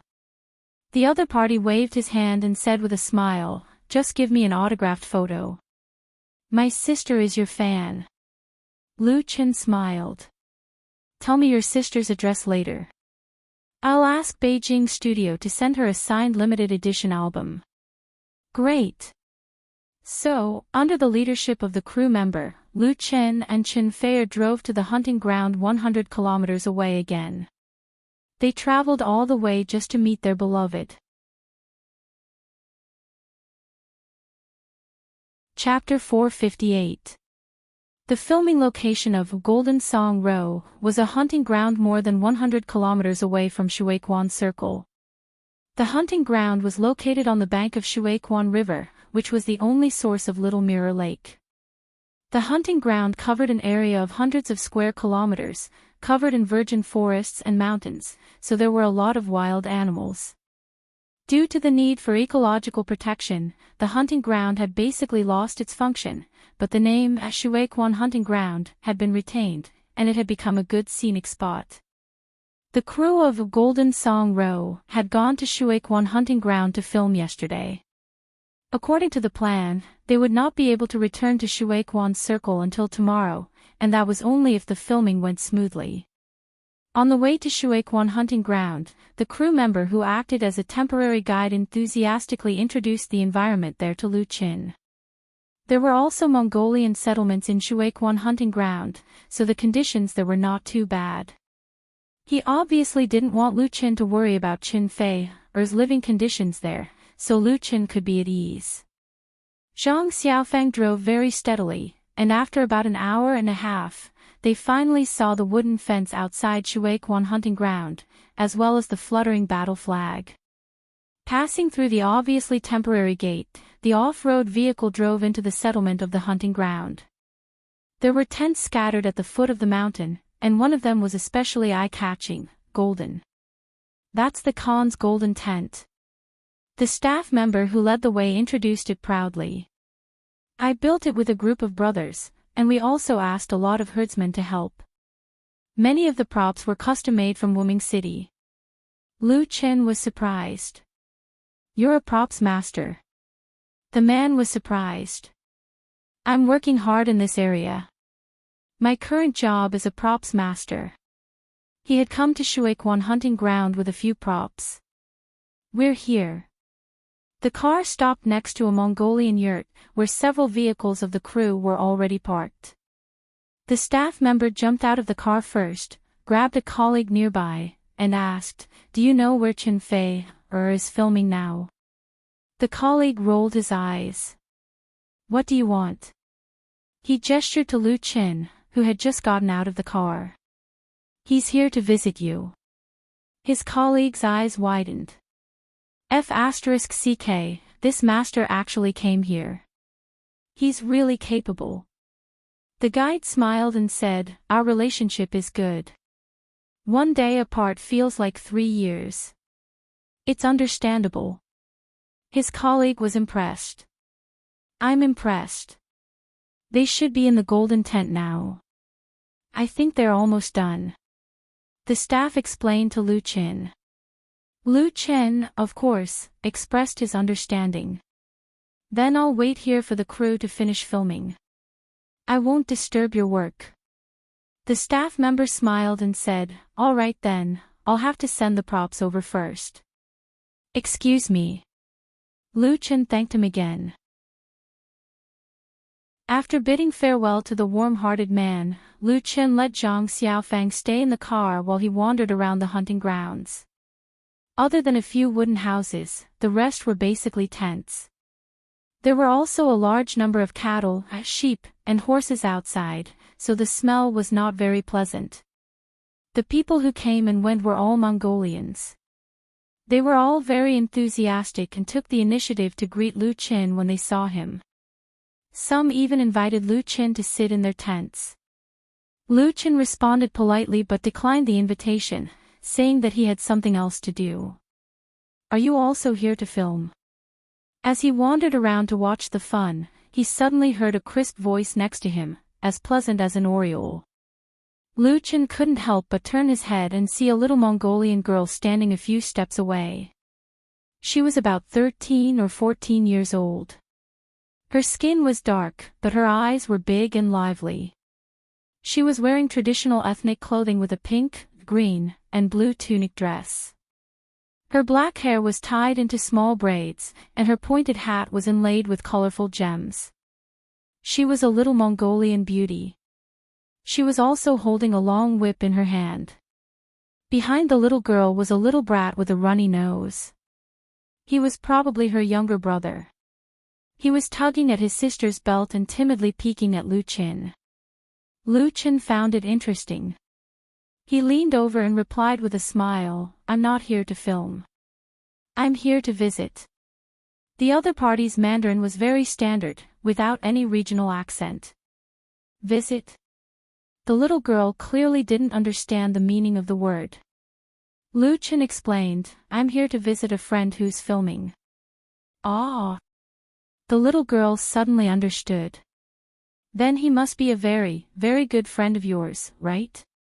Lu Chen nodded with a smile and asked, Little girl, what's your name? The little girl replied very seriously, My name is Jejentana. I'll be an adult in 2 years. She meant that she wasn't young anymore. Lu Chen chuckled. Jejentana. The pearl of the grassland. What a nice name. Jejentana was surprised. You know the meaning of my name? Lu Chen smiled but didn't say anything. In Mongolian, Jejentana meant pearl. Lu Chen had found it out from Fong Mingyi's memory. The latter could speak simple Mongolian and had traveled on the Mongolian grassland. However, in Fong Mingyi's world, Outer Mongolia didn't return to the motherland, which became a pain in the hearts of countless people. The memory came back, and for a moment, he couldn't help but be absent-minded. Jejentana rolled her dark eyes and asked, How long are you going to stay in the spring hunting ground? Lu Chen came back to his senses and replied with a smile, Just a day or 2. I came from Xiangjiang. Xiangjiang, for Jejentana, Xiangjiang was undoubtedly a very distant place. There was a trace of confusion on her face. Who's your visiting friend? Lu Chen said, Her name is Qin Fei, Do you know her? Sister Fei, Jejentana's eyes suddenly lit up. Your sister Fei's friend. She was very smart. Boyfriend? Lu Chen nodded with a smile.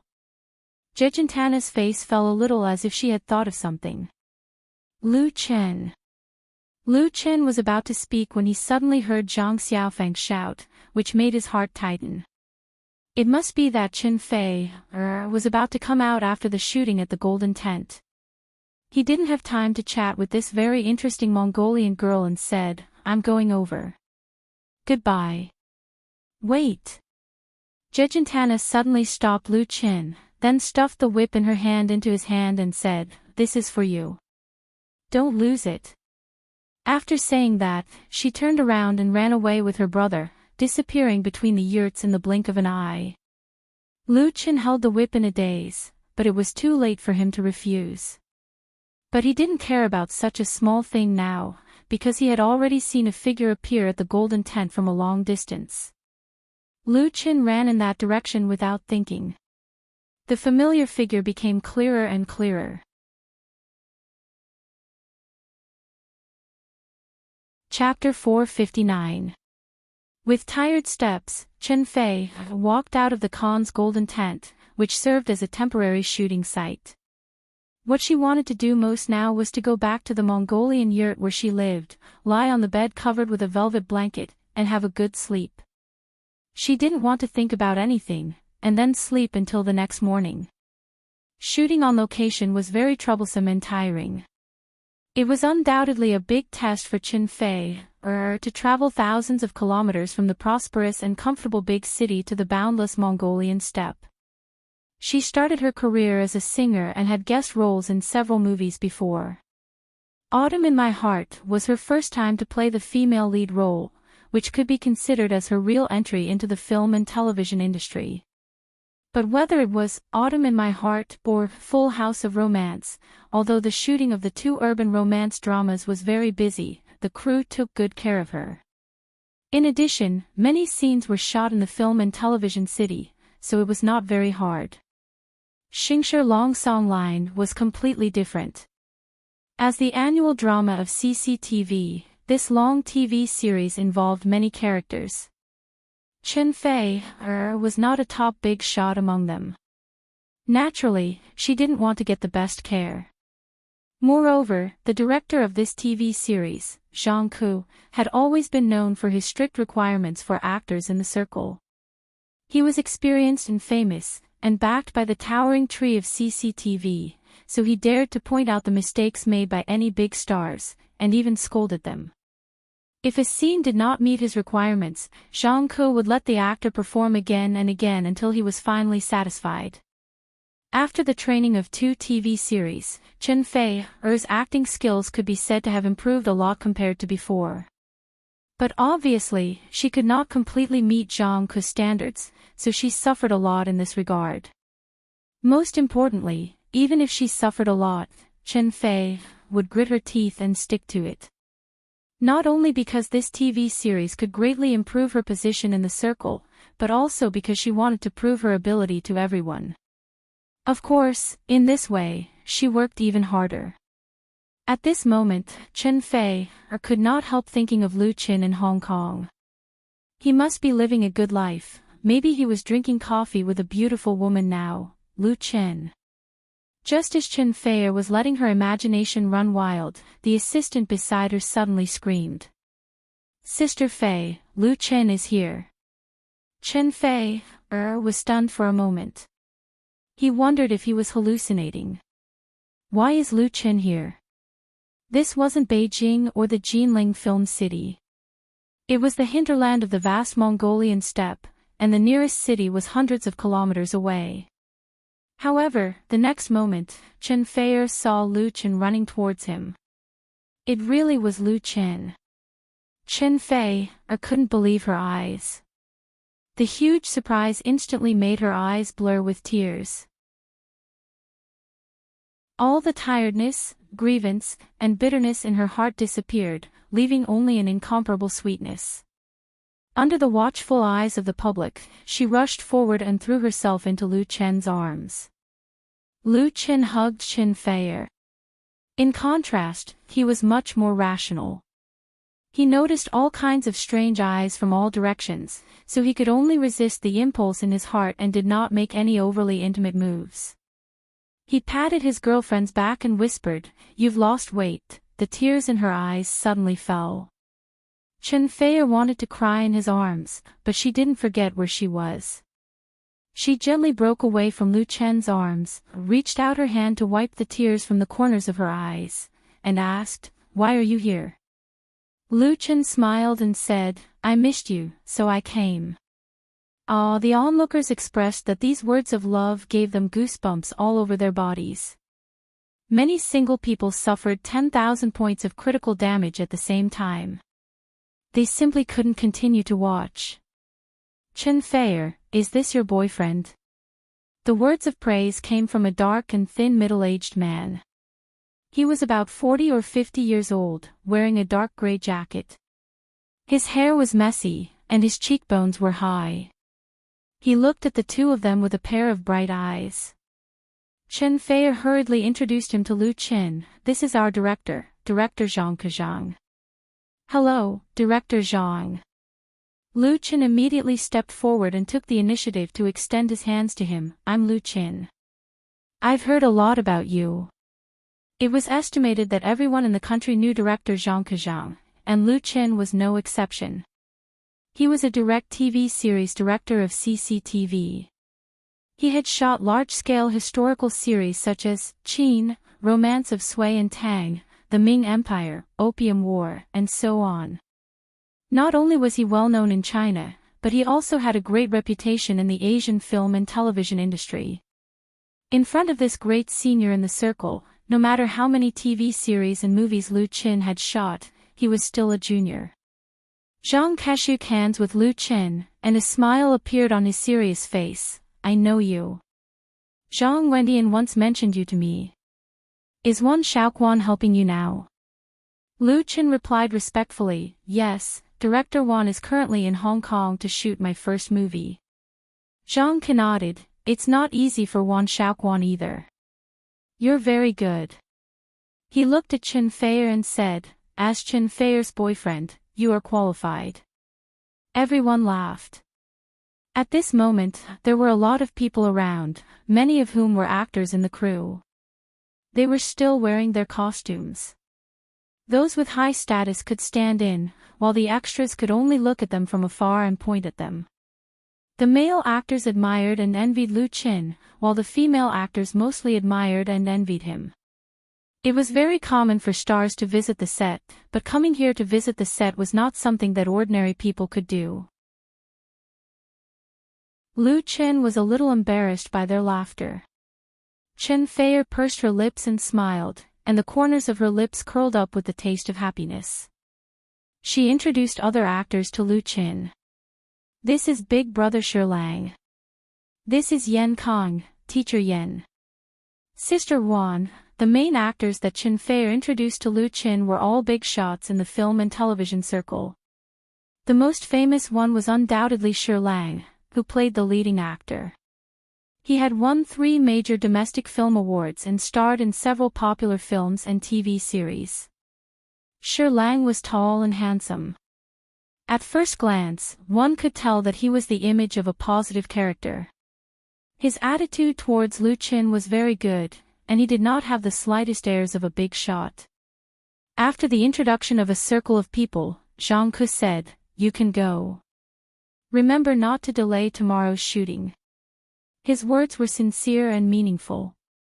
Several actresses giggled, and Lang and the others also smiled ambiguously. Chen Fei's face was red with laughter, and she hurriedly pulled Lu Qin to the tent where she lived.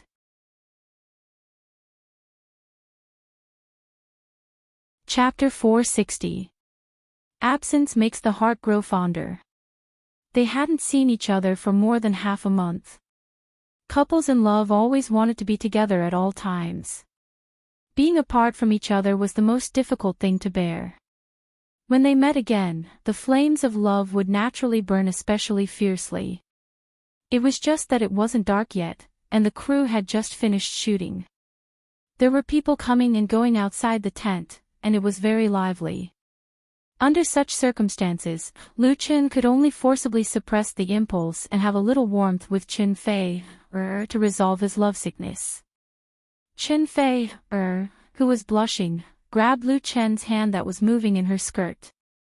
She said shyly with her beautiful eyes, "Okay, let's talk about it at night."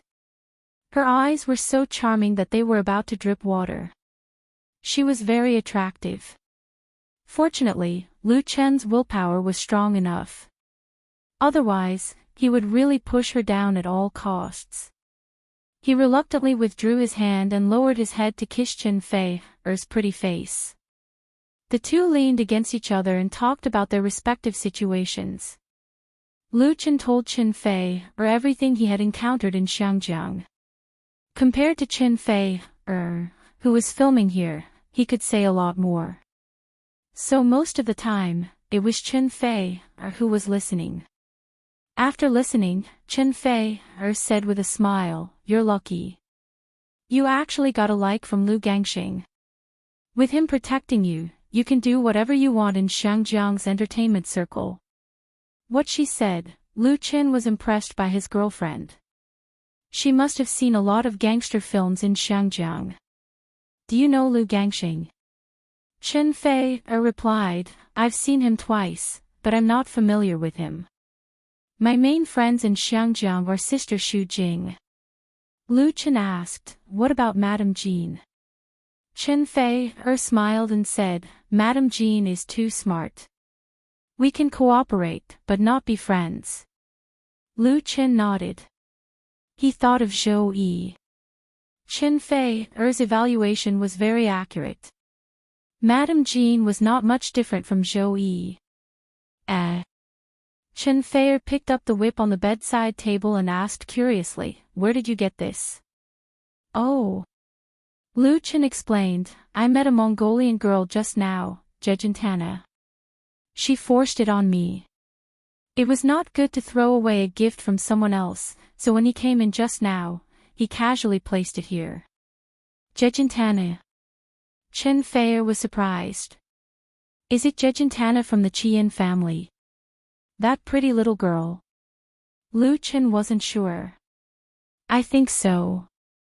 Chen Fei's eyes widened. He waved the whip in his hand.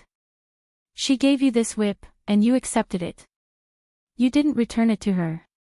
Lu Qin suddenly felt like he had fallen into a trap. "Is there a problem?" Chen Fei immediately laughed, shaking like a flower. She leaned on Lu Chen's shoulder and said with a smile, "This is a girl's whip for Mongolian girls. They are all made by themselves and usually only given to their sweetheart. It's equivalent to a token of love. Jejentana fell in love with you at first sight. That's why she gave you this whip the moment they met. You actually accepted it. Hee hee. Lu Chen didn't know whether to laugh or cry. How would I know? He really didn't know. In Fong Mingyi's memory of Mongolia, there didn't seem to be such a custom. Then I'll return it. Chen Feier criticized, Jejentana is a good girl. Don't you think you're hurting her heart by doing this? Lu Chen was speechless. Then what should I do? Chen Feier said with a smile, you don't have to do anything. This was a custom in the past. It doesn't matter now. When Jejentana meets someone she really likes, she will naturally weave another whip. Actually, someone in our crew also received a whip. If Brother Sherlang hadn't found out what was going on later, I'm afraid he would have wrapped it up and brought it back. So that was how it was. Lu Chen was finally relieved. He knew that Chen Feier was deliberately teasing him. He reached out to tickle Chen Feier in revenge. Chen Feier was most afraid of tickles. She laughed and dodged. Suddenly, she grabbed a whip from behind her like a magic trick and waved it at Lu Chen. She said proudly, don't you dare bully me. I have one too. Be careful, or I'll whip you. Mongolian women were like wild horses on the grassland. Timid and wretched cowards couldn't conquer them. They liked real men, and this whip was used to tame wild horses. Taking the initiative to give the whip represented entrusting one's fate. On the other hand, it could also be used as a weapon to whip unfaithful men. It had a double meaning. Jejentana had taught Chen Feier how to weave her whip. It was actually very easy to distinguish an ordinary whip from a girl's whip. The latter had a red concentric knot on the handle, so it was very easy to distinguish. The sweet time always passed quickly. In the blink of an eye, the sky turned dark. The herdsmen set up a bonfire on the grass by the river and invited the crew to join their feast. Lu Chen was lucky enough to sit together and enjoy the fragrant roast lamb and horse milk wine. All the main members of the crew were present. Director Zhang Ku, the main actor Sherlang, and the others were all sitting around the bonfire. Here, regardless of their status in the circle, they were all guests of the Mongolian herdsmen who were enthusiastic and generous. The bonfire blazed, fireflies danced, and a bright moon hung high in the sky. The grassland shrouded in the night sky was exceptionally beautiful. When they were drunk, a burly man stood up and said loudly, ladies, men, let's dance and welcome our friends from the capital. Chen Feier lowered her voice and said to Lu Chen, this is Jejentana's father, the owner of the spring hunting ground. We all call him Uncle Begging Face. The young herdsmen around them stood up one after another. A few old Mongolians played the horsehead zither and the peace drum, instantly pushing the atmosphere to a climax. The Mongolians were a people who loved singing and dancing. Their songs and dances had been passed down from generation to generation. Even today, they still had a charming charm. They were passionate, bold, and full of optimism, making people smile when they heard them. Under their lead, the crew also cast aside their reservations and sang and danced along, sharing the joy together. After the song was finished, one of the herdsmen shouted, let the guests sing a song too, okay? Okay. The young herdsmen cheered loudly and applauded in unison. As the saying goes, it's hard to refuse hospitality. Under such circumstances, how could the guests not show their skills? Therefore, everyone's eyes fell on Lu Chen and Chen Feier. When it came to singing, who could compete with this couple?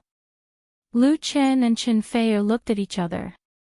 The latter pursed her lips and said with a smile, you sing. Lu Chen did not refuse. He stood up big and said, then I'll show my incompetence and sing a song. Okay. Applause and cheers rang out again.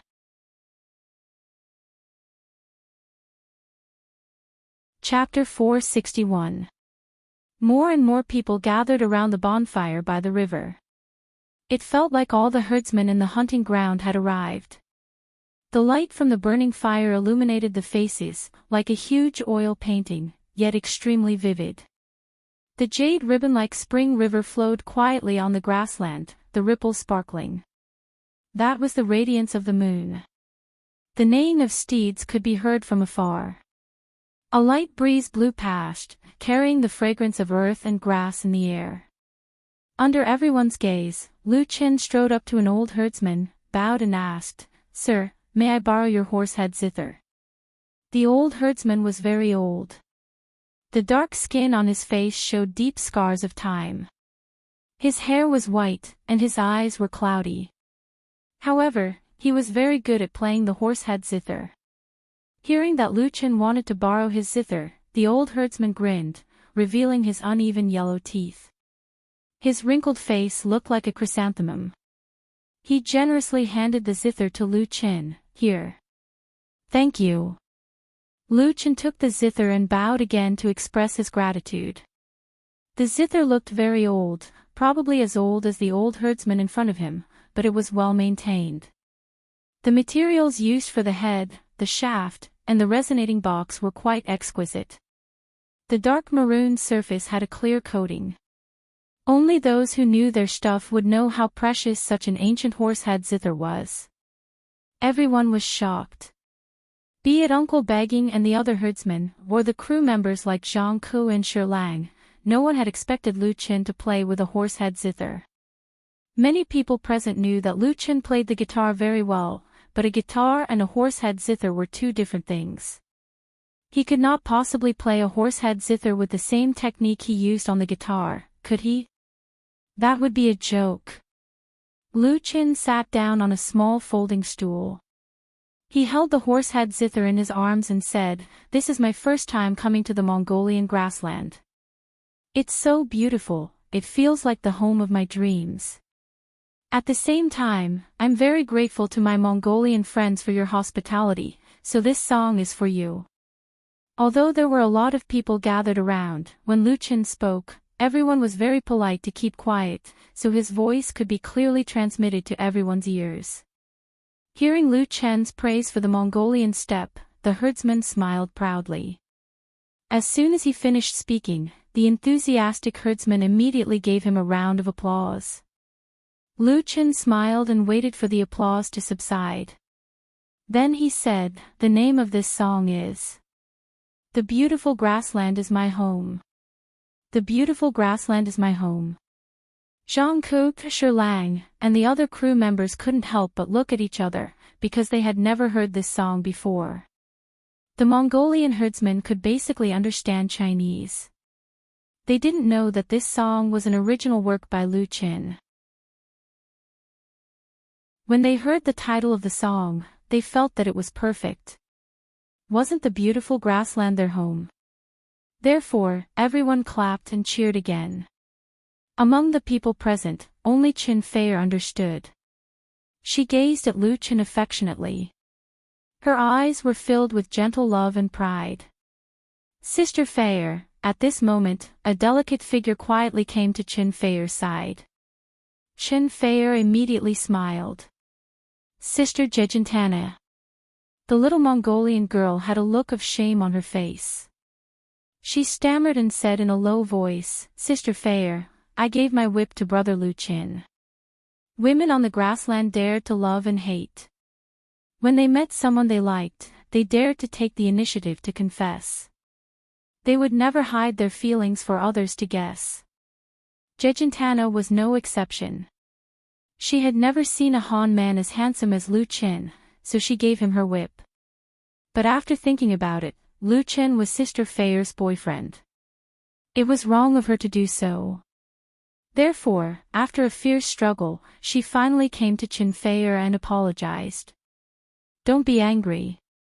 "Silly sister," Qin Feier smiled and held Jejentana in her arms. "Sister won't be angry, because sister knows that Jejentana is a good girl, so, let's listen to the song together." She liked Jejentana very much. How could she be jealous and angry because of the little girl's budding feelings? It was normal for many girls to like a man like Lu Qin. On the other side, Lu Qin had already begun to sing. The sound of the horsehead zither was melodious, playing a beautiful melody. The beautiful grassland is my home, the wind blows the green grass and flowers everywhere, butterflies flutter and birds sing, a bend of clear water reflects the sunset glow, steeds are like colorful clouds, cattle and sheep scatter like pearls. Ah, ha, ha, the shepherd girl sang loudly, and her happy voice filled the world. The song, "The Beautiful Grassland is My Home," was a widely sung classic in Lu Chen's dream world. The song, with a beautiful pastoral tune, praised the picturesque scenery of the Mongolian grassland and the happy life of the herdsman, and had been covered by countless singers. Lu Chen played the horsehead zither, and it could be said to be an original interpretation. The first two bars were a series of upward and upward movements, as if herdsmen were climbing high to overlook the vast grassland, the yurts blooming like lotus flowers and the cattle and sheep scattered on the pasture like pearls, making people involuntarily immersed in the atmosphere created by the song. Later, there was a sublimation in the music, pouring out the infinite praise of the herdsmen for the beauty of their hometown. The continuous ups and downs and a progressive sense of narration made the lyrical color of the song more rich. At this moment, this place, this scenery, this zither, this song, who could not be intoxicated? The beautiful grassland is my home, the water is clear and the grass is beautiful, I love it. The grassland is like a green sea, the yurts are like white lotus flowers. The herdsmen describe a happy scene, the spring scenery is picturesque. Ha, ha, ha, the shepherd girl sings loudly. Her happy voice is heard all over the world. The shepherd girl sings loudly. Her happy voice is heard all over the world. The structure of the second paragraph was exactly the same as the previous one. The four phrases developed in a square. In addition to a deeper level of improvement in the music, in terms of lyricism, there was a more lingering charm. In particular, there was a long note in the last sentence, with a strong attachment, that was the author's love and love for the beautiful grassland, a reluctant confession. The sound of the zither and the song lingered, drifting between the yurts, across the spring river, and fluttering over the boundless grassland. Until the end of Lu Chen's singing, no one spoke. The surroundings were quiet, as if a magic of time had been cast, and only the crackling sound of the firewood burning in the bonfire reminded people. Many herdsmen were intoxicated by the song, and many even had tears in their eyes. Born here, grow up here, sing here, cry here, and die here. Perhaps they did not know these words, but their love for their hometown had long been integrated into their bones and blood, and that strong and blazing emotion was completely aroused by Lu Chen's singing at this moment. The beautiful grassland is my home. Note, the beautiful grassland is my home. Lyricist, Huohua/composer, Alateng Ol.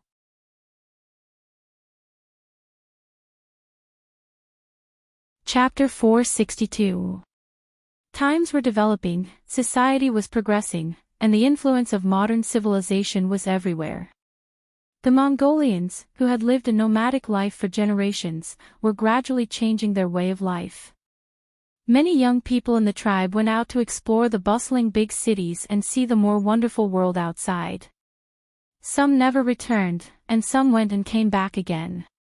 But for those who left and those who continued to stick to this land, the prairie would always be their home, their root, and their spiritual sustenance that could not be erased by thousands of mountains and rivers.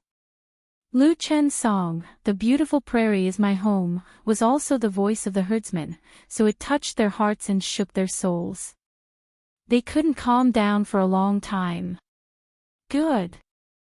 Uncle Qian's roar woke up those who were still immersed in the song. Holding a big bowl of horse milk wine, he strode in front of Lu Chen and said in a deep voice, "Young man, this is the best song I, Qi Yan, have ever heard in my life. This bowl of wine is for you." This was Jejentana's father, a Mongolian man. He had the back of a tiger, the waist of a bear, and the appearance of a boorish man. His square face was dark red, and his hair was thick. He looked powerful and strong, and he exuded a valiant aura. But when he looked at Lu Chen, his eyes were full of admiration. Lu Chen quickly put down the horsehead zither and took the huge bowl with both hands. Uncle Qian was the owner of this hunting ground, equivalent to the tribe's leader. He personally toasted Lu Chen. Even if he was drunk, he couldn't refuse this bowl of wine. Fortunately, the horse milk wine was a low-alcohol wine, mild in nature, and not to the point of intoxication. So Lu Chen put the silver bowl to his mouth and drank the wine in one gulp, without missing a drop. Good! Uncle Qian praised loudly again and gave Lu Chen a thumbs up, and the surrounding herdsmen cheered in unison. Lu Chen conquered this group of unruly grassland men with his performance. Zhang Ku, who was sitting not far away, saw this and sighed in his heart. Although he was a film director and not a music professional, his understanding of music undoubtedly far exceeded that of ordinary people. Zhang Ku had never heard of Beautiful Prairie My Home, but it was absolutely impossible for such a song with a beautiful melody and moving lyrics to remain unknown. The only explanation was that it was Lu Chen's original work, and he had improvised it after he came to the Mongolian steppe. In the circle, Lu Chen is famous for his creativity and is known as the number one of the new generation of singers. What kind of talent was that? Zhang Ku had seen many talented and capable young people, but Lu Chen had undoubtedly left the deepest impression on him. An idea suddenly popped into the director's mind. Begging uncle asked, "Young man, who wrote the song you are singing?" "His name is Lu Chen, and he is Sister Fei Er's boyfriend." At this time, Jejentana came out and revealed Lu Chen's identity. She looked at Lu Chen with longing eyes and asked, "Brother Lu Chen, this song is really beautiful. Can you teach me? I want to sing it to all the grassland people at this year's White Festival party." The White Festival was the most solemn and grand annual festival of the Mongolians, equivalent to the Spring Festival. Starting on the first day of the first lunar month, people made New Year's greetings to each other, toasted, dined, sang and danced to their heart's content, and had entertainment to celebrate the health and happiness of the whole year. Begging Uncle Qian smiled and touched his daughter's head. This was his most cherished pearl. Lu Chen said with a smile, "I wrote this song. If you like it, I'll let you sing it." "Really?" Jejentana was surprised and delighted. She clapped her hands and said, "That's great." Her laughter was as pleasant as a silver bell, full of joy and joy.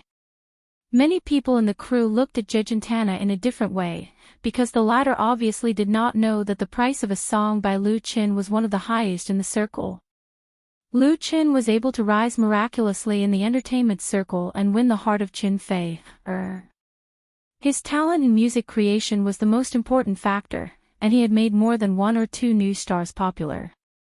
Jejentana got the song "Beautiful Grassland My Home." Even if it was just a cover, as long as she manipulated it, did it mean that a star would rise on the grassland? Others could not get it, but she could get it with just a word.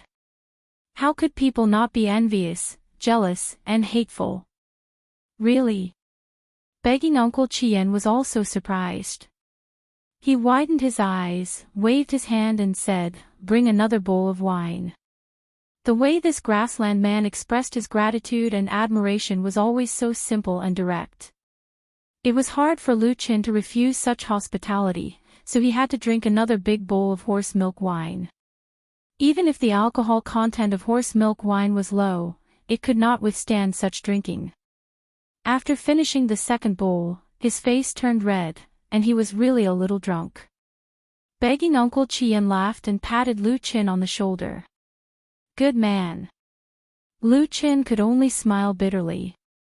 After the bonfire dinner, Lu Chen was supported by Qin Fei and staggered back to her tent. Helping Lu Chen lie down on the soft and comfortable bed, Qin Fei fetched some hot water, wrung a towel in the basin, and thoughtfully put it on his face. The heat seeped into the skin through the pores, making people feel comfortable, and also made Lu Chen's drunkenness dissipate a lot. He took a long and comfortable breath, and his whole person became much more sober. Qin Fei said coquettishly, "You drank too much last night." Lu Qin said helplessly, I didn't want to, but they all came to get me drunk.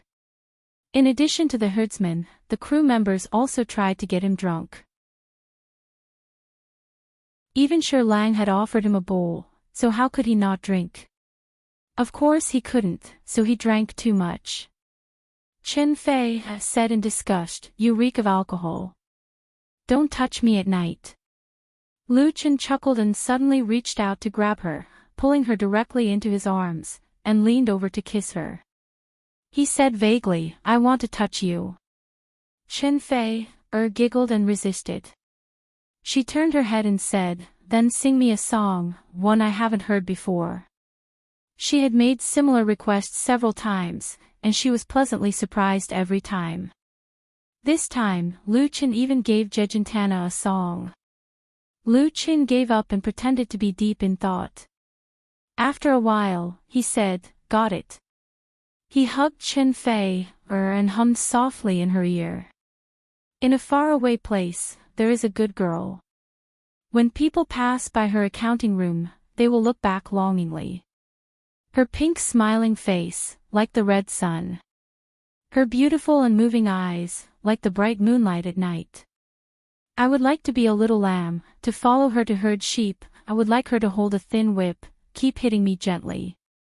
Lu Chen's singing became very, very soft, and in the end, it was almost undetectable. Then, it turned into the sound of even breathing. He couldn't resist the alcohol and had already fallen asleep.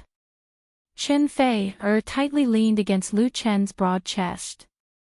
She only wished that time would stop at this moment forever. It was so warm.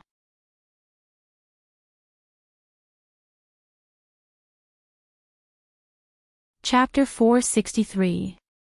Early in the morning, when Lu Chen woke up from his sleep, the first thing he saw was Chen Fei, curled up in his arms.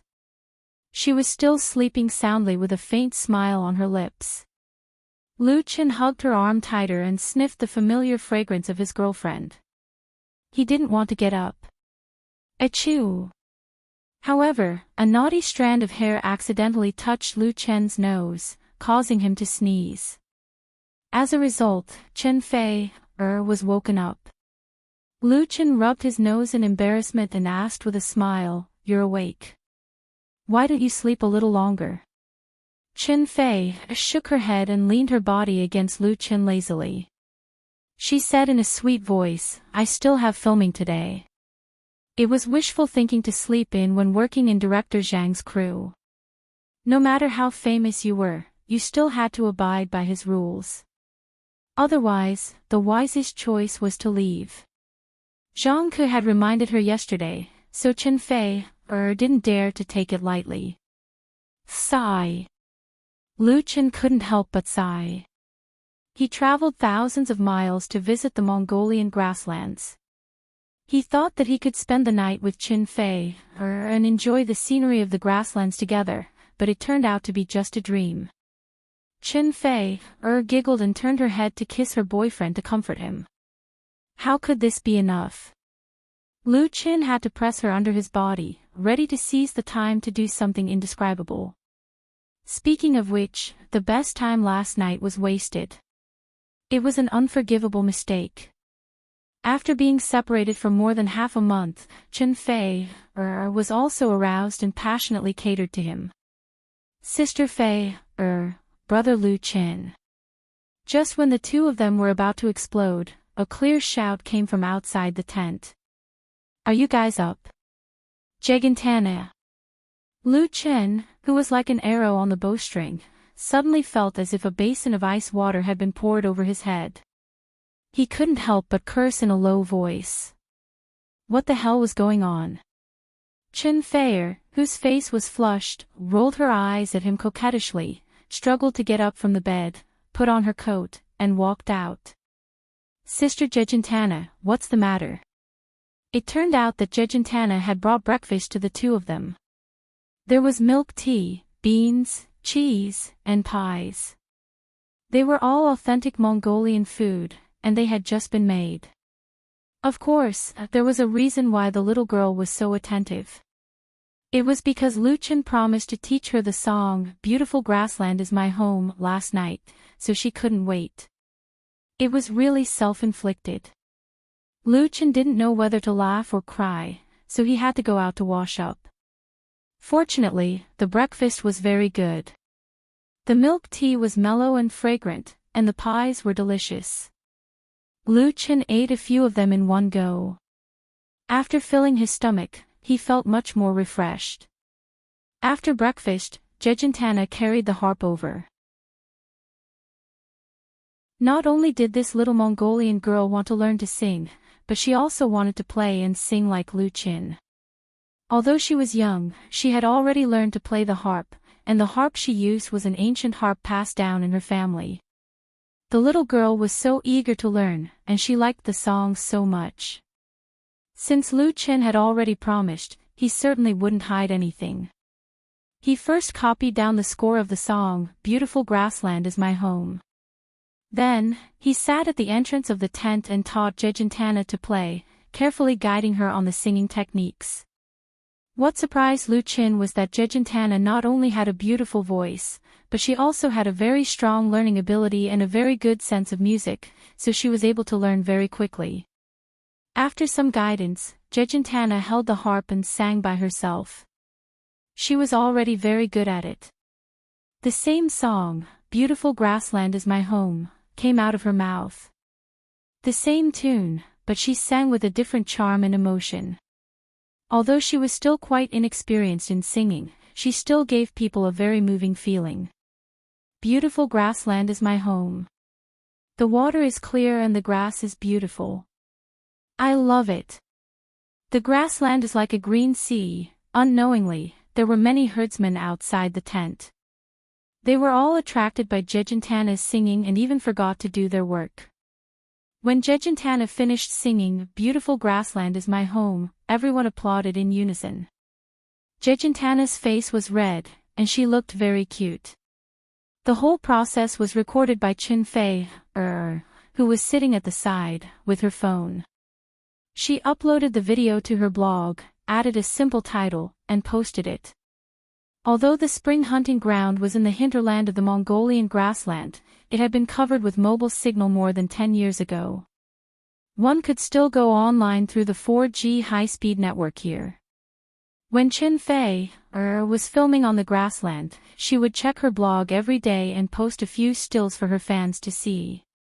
This was also a form of promotion for the TV series. However, this morning's video post was especially different. That was because Qin Fei and Lu Chen's fans had finally found a guy who had been missing for a while. I was wondering where Lu Chen had gone. There hasn't been any news recently. Turns out he went to film a TV series. Does Lu Chen have a role in this TV series? I haven't seen him before. He's probably going to accompany my Fei. My Chen is mighty. They're not showing off their love this time. Who is this Mongolian girl? Could she be Lu Chen's student? She's so pretty, I like her. What's the name of this song? I've never heard it before. It's too good. Truth. Truth too. The fans' curiosity was immediately piqued by the video. Everyone asked if Lu Chen had been accompanying Qin Fei on the set and why he had not been seen for a while. Who was this Mongolian girl? And this song, the Waves blog was in an uproar, and the Shuaiquan hunting ground was also lively. Director Zhang Ke came over. Seeing this person, Qin Fei was so scared that he quickly put away his phone and quickly got up to say, "Director Zhang, you don't have to worry." Zhang Ke smiled and waved his hand, saying, "I'm here to discuss something with Lu Chen. This great director was here for my beautiful home on the prairie." He wanted to get Lu Chen's authorization to use this song as an interlude in Grand Event Song Parade. Of course, the lyrics would have to be slightly modified. In this regard, Lu Chen would certainly not refuse. Any songwriter would not refuse to use their work in a big CCTV drama. This was a good thing to enhance their own style and status. It was usually something they could not ask for. As for the authorization fee, it did not matter at all. Interestingly, Zhang Ku originally planned to let Qin Fei sing this song, but after hearing Jejentana's voice just now, he changed his mind. This song would be sung by this Mongolian girl.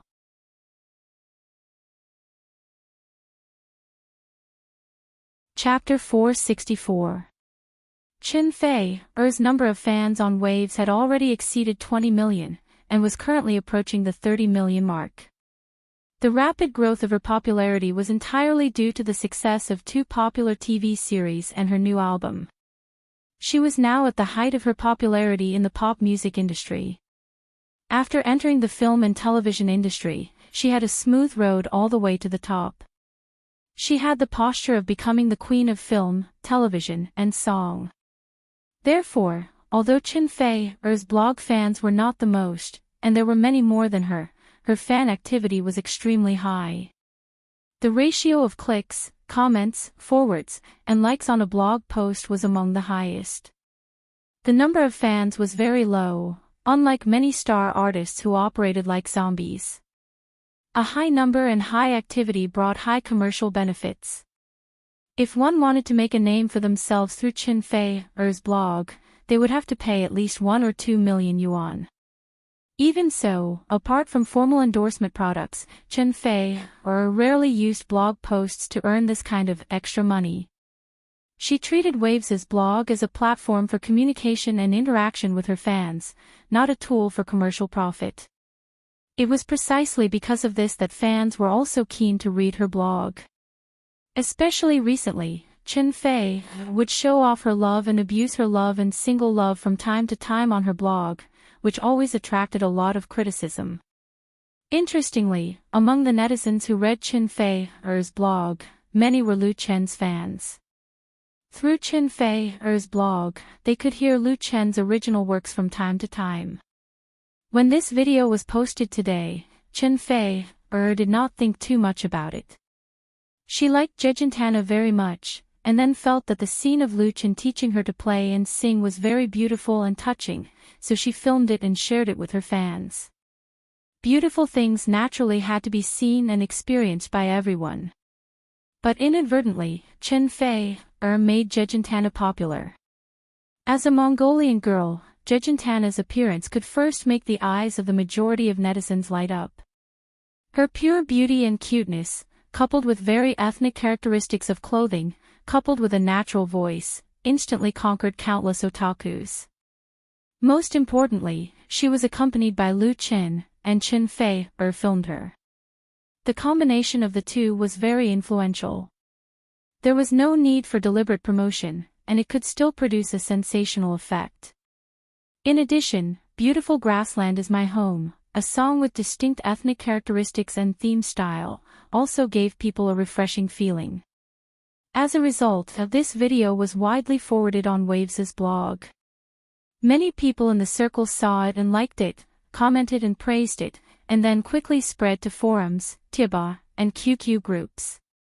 This was the power and charm of the internet. Something that had just happened thousands of miles away could be transmitted in all directions in an instant. It was like a butterfly flapping its wings on the grassland, and it could set off a storm in the distance. In the process, people couldn't help but ask curiously, who is this Mongolian girl? Unfortunately, Qin Fei turned off her phone after posting her blog post. She had a lot of shooting tasks today. She needed to go over in advance to put on makeup and dress up. She had no time to pay attention to the feedback on the blog, so naturally, she couldn't answer fans' questions. On the other side, the discussion between Zhang Ku and Lu Chen went very smoothly.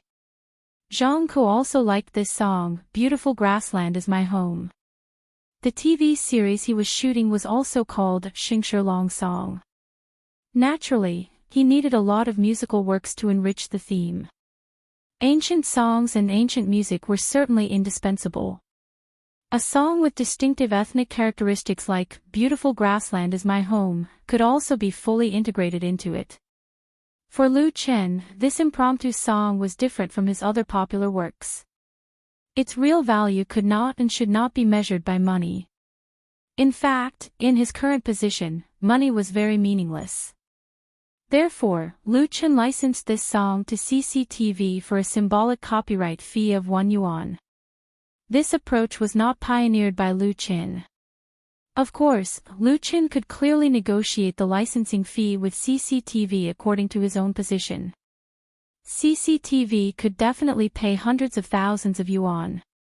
But in this way, he couldn't expect CCTV to invest resources to promote the creator or content related to the creator. Therefore, there was no point in haggling over it. The licensing fee for a song was at most tens of thousands. It was very cost-effective to use it in exchange for a friendly cooperative relationship with CCTV. Zhang Ke contacted the relevant departments of CCTV, and Lu Chen contacted his own studio. With the help of fax, the two sides quickly settled the contract. It only took more than an hour. Zhang Ke was very happy about this. After signing the contract, he shook hands with Lu Chen and said, "Don't worry, I won't bury this work." In director Zhang's view, Lu Chen was really considerate. If he bargained with CCTV for a small profit, it would inevitably take up a lot of his time and energy. That would be very bad for his mood. Since Lu Chen was willing to pay, he must give something in return. This was also the rule of the circle. Lu Chen said with a smile, "Thank you for your kindness, Director Zhang." Zhang Ke waved his hand. He thought for a moment and said, "There's no other way today. Tomorrow, I'll rearrange the work and give Chen Fei a day off. You can go out and have fun." It was undoubtedly rare for a great director like Zhang Ke to change the shooting plan for an actor without special circumstances or irresistible reasons. It was also because he appreciated Lu Chen and Chen Fei. In addition, Lu Chen flew over from Hong Kong to visit the set. It was reasonable to give the two young people some time to get together. Lu Chen was naturally grateful. The next day, Chen Fei really got the opportunity to take a day off. So Lu Chen borrowed 2 horses from Uncle Begging Face and went to the hunting ground with Chen Fei. They enjoyed the beautiful scenery of the prairie together and were affectionate. It was a pity that good times were always short-lived. On the 3rd day after arriving at the hunting grounds, Lu Chen had no choice but to embark on his return journey. When it was time to say goodbye, Chen Fei was reluctant to leave, while Jejentana's eyes were red from crying. Although they had only known each other for a short time, the Mongolian girl had a special feeling for Lu Chen. She really hoped that Lu Chen could stay here and teach her how to play the piano and sing. Seeing that she was so sad, Lu Chen had to make an appointment with her to come to Beijing when she had a chance. Uncle Begging Face, on behalf of the herdsmen in the hunting ground, sent Lu Chen a hada that represented good wishes. After saying goodbye to his beloved girlfriend and the Mongolian prairie, Lu Chen returned to Beijing on November 7th.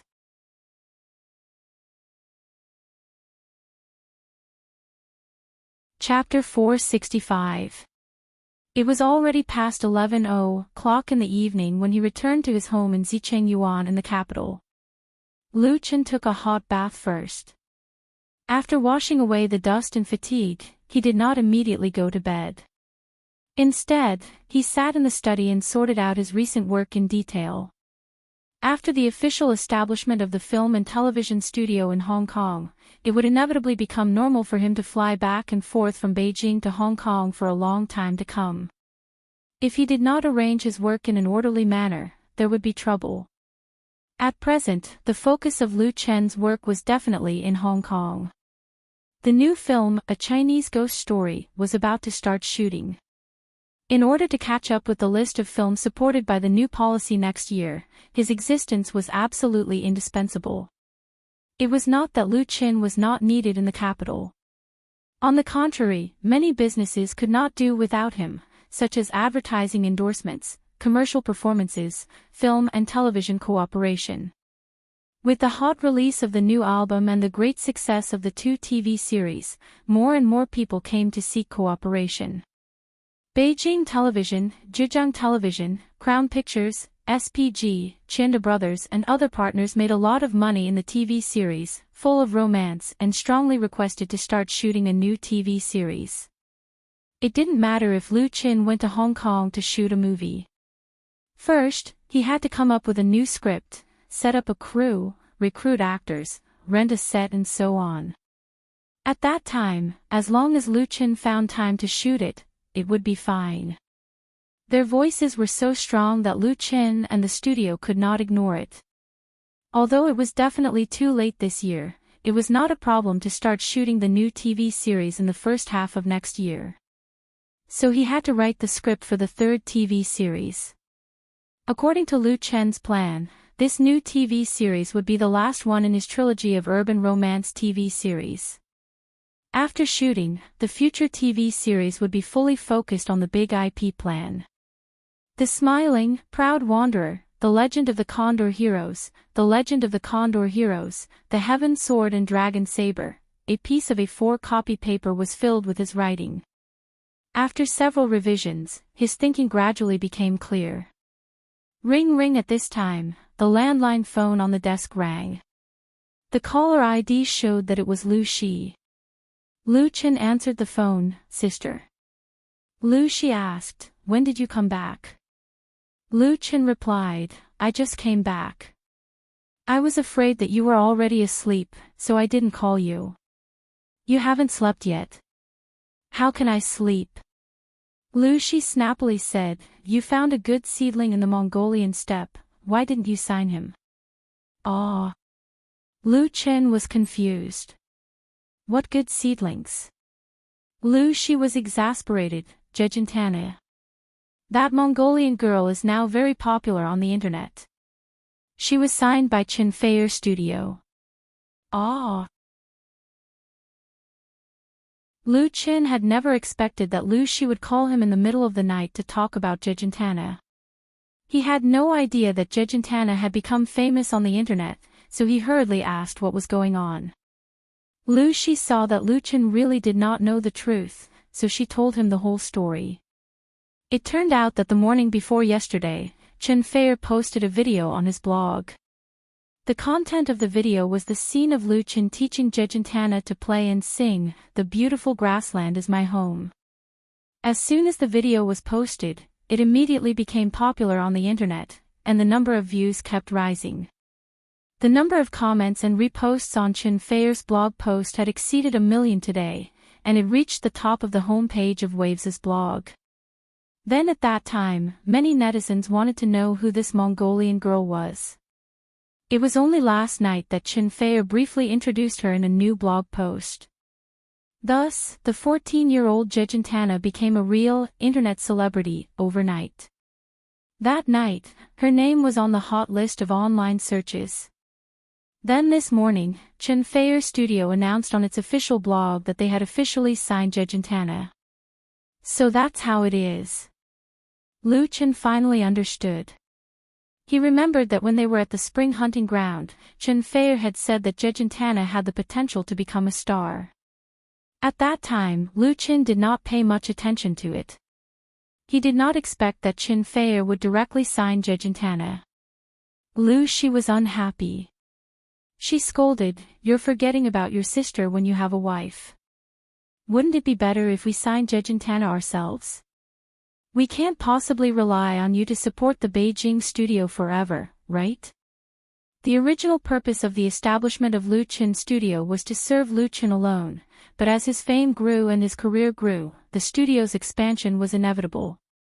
Now, Beijing Studio had been doing business with the outside world. The recording studio that had been invested in the construction of was not idle, and the daily work schedule was full. But this obviously could not meet Lu Shi's expectations, because in the circle, many star studios were developing into entertainment agencies. She also hoped to expand Lu Qin Studio into a real first-class company in the industry. Therefore, the original strategy of not poaching people and not signing people was changing. After more than a year, Lu Shi had treated Lu Qin's studio as her own business. She had long given up the plan to apply for graduate school and devoted herself to work. It could be said that without her efforts, Lu Qin might not have achieved what he had today. Now seeing such a good seedling like Jejentana being signed by Qin Feier, even if the other party was her future sister-in-law, Lu Shi was very unhappy. He had a wife and forgot about his sister. Lu Qin did not know whether to laugh or cry. Why don't I talk to Feier? He believed that as long as he asked, Qin Feier would definitely sign Jejentana over. Lu Shi was not fooled. Don't try to shift the blame. Do you think I would fight with your girlfriend? If you have the ability, you can discuss with Feier and merge the two studios into a new company. Then you don't have to separate. Lu Qin suddenly realized that after saying so much, this was probably his sister's real idea. But thinking about it carefully, her proposal was very reliable and operable. It was the so-called strong combination, and the effect was definitely greater than two. The only problem was that the two were not married or engaged yet. Merging the studio was not a small matter. He did not know what Qin Feier thought. Of course, Lu Shi did not really want Lu Qin to make the decision immediately. She just made a good suggestion. In the end, the decision was still made by Lu Qin and Qin Feier. His sister cared about Lu Qin's life and told him about his mother and sister in Binhai. Although there was a lot of chatter, Lu Qin felt warm in his heart. When he ended the call, it was already midnight. He reorganized his thoughts, then made a document on the computer, saved it, and went to rest.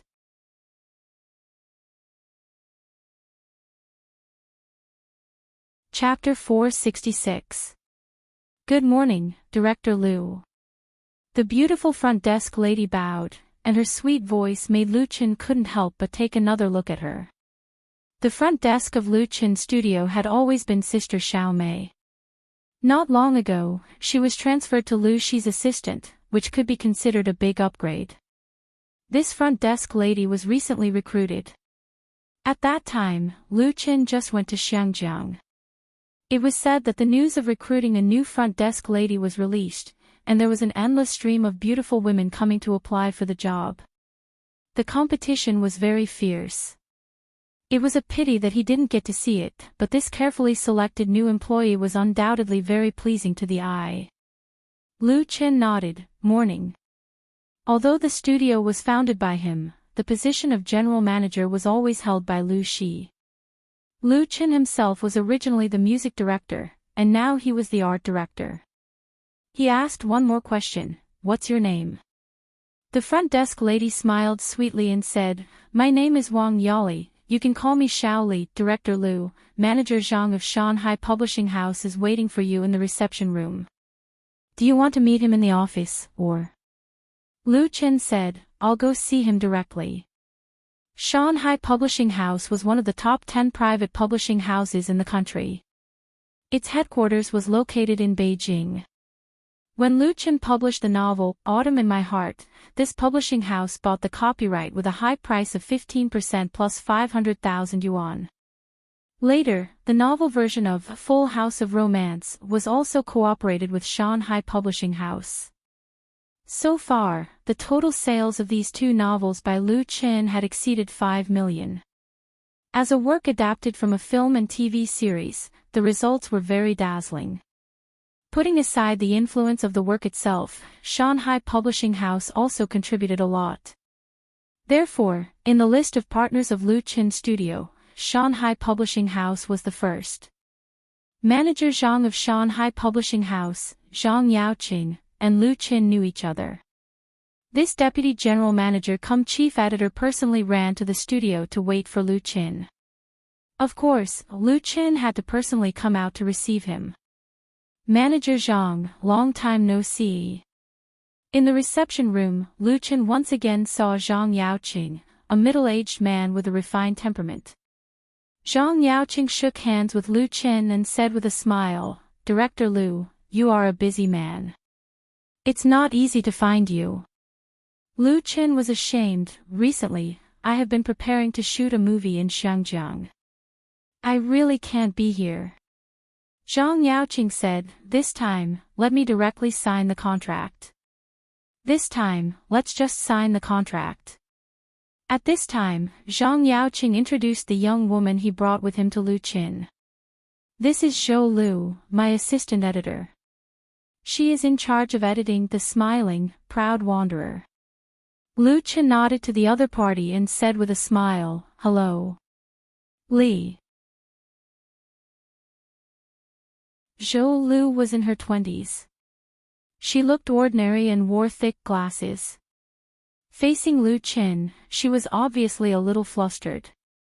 She wanted to reach out but retracted her hand. Her face was flushed. Lu Qin said with a smile, thank you for your hard work. Let's talk in the office. Let's talk in the office. Of course, Zhang Yaoqing had no objections. He silently glared at Zhou Lu, a little exasperated at her for failing to meet his expectations. He brought his niece here today because he wanted her to see the world, get to know Lu Qin, a promising young man, and expand her horizons and contacts. He didn't expect Zhou Lu to be so bad. She didn't have the confidence she usually had at work. It could only be said that Lu Qin's charm was too great, or his halo was too dazzling. Zhou Lu, a young girl, couldn't keep calm. After sitting in Lu Qin's office, Zhou Lu finally reacted. She took out a thick stack of books from her briefcase. There were 5 books in total, and she put them in front of Lu Qin. Zhang Yaoqing explained, this is a sample book specially made by our publishing house. The title was written by the famous calligrapher Mr. Fu Guangyuan. Please review it, Director Lu. Lu Qin picked up the book on the top and looked at it carefully. Although it was just a sample book, it was basically not much different from an official published book. The color laser printed cover was very high resolution. The 4 big black characters, the Smiling, the Proud Wanderer, were bold and powerful, showing the extraordinary skills of the writer. The strokes of the pen had an unrestrained chivalrous spirit. Lu Qin was very satisfied. The Smiling, the Proud Wanderer was the test of Lu Qin's big IP plan. In May and June of this year, he published the online version on Waves Reading under the pen name, Remembering the Present and the Past. At the beginning, the performance of The Smiling, the Proud Wanderer was terrible. There were very few clicks, favorites, and comments. It was very bad. But when Lu Qin continued to update the book to more than 200,000 words, the performance of the book improved greatly.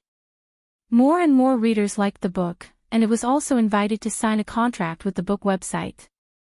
Of course, it was impossible for Lu Qin to sign a contract with Waves Reading. Later on, he slowed down the speed of updating the book.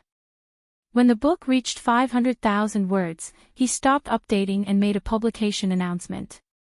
At this time, the number of favorites of The Smiling, the Proud Wanderer on Waves Reading had exceeded 30,000. Lu Qin was not in a hurry for the operation of this new martial arts novel. Unlike movies or TV shows, a good book's reputation needed time to be accumulated and brewed. Just like wine in the cellar, the longer it was kept, the more fragrant it would be. Now that it was almost ready, Lu Qin would officially publish it and push it to the market. Then he would properly operate it to pave the way for a series of works such as The Legend of the Condor Heroes and Demigods and Semi-Devils in the future. There were 5 volumes of The Smiling, the Proud Wanderer, with about 1,000,000 words. The design and binding of the book were antique, and the layout of the text was neat. Undoubtedly, Shanghai Publishing House had put a lot of effort into it. When Lu Qin was reviewing the sample book, Zhang Yaoqing was not calm. When Lu Qin's studio brought the manuscript over, the publishing house had a dispute on the specific terms of the contract, because the author of The Smiling, the Proud Wanderer was not famous in the martial arts circle and had no previous works. There was definitely a risk in publishing such a book. It was easy to lose a lot of money if the royalty and the guarantee were involved. But after Zhang Yaoqing read The Smiling, The Proud Wanderer and knew the feedback of the readers who read this book on Waves Reading, he resolutely decided to sign the contract according to the highest level of treatment for authors. This is not only the need to continue the good cooperation with Luchin Studio, but more importantly, Zhang Yaoqing has a strong interest in this martial arts novel. His professional sensitivity tells him that in the traditional book reading market, the smiling, proud wanderer definitely has a place. Therefore, after knowing that Luchin had come back from Hong Kong, he immediately went to visit him and sent the sample book that he had carefully prepared, to ensure that he could get the publishing contract. Zhang Yaoqing believed that his sincerity was enough to get this cooperation. And in fact, he was not disappointed.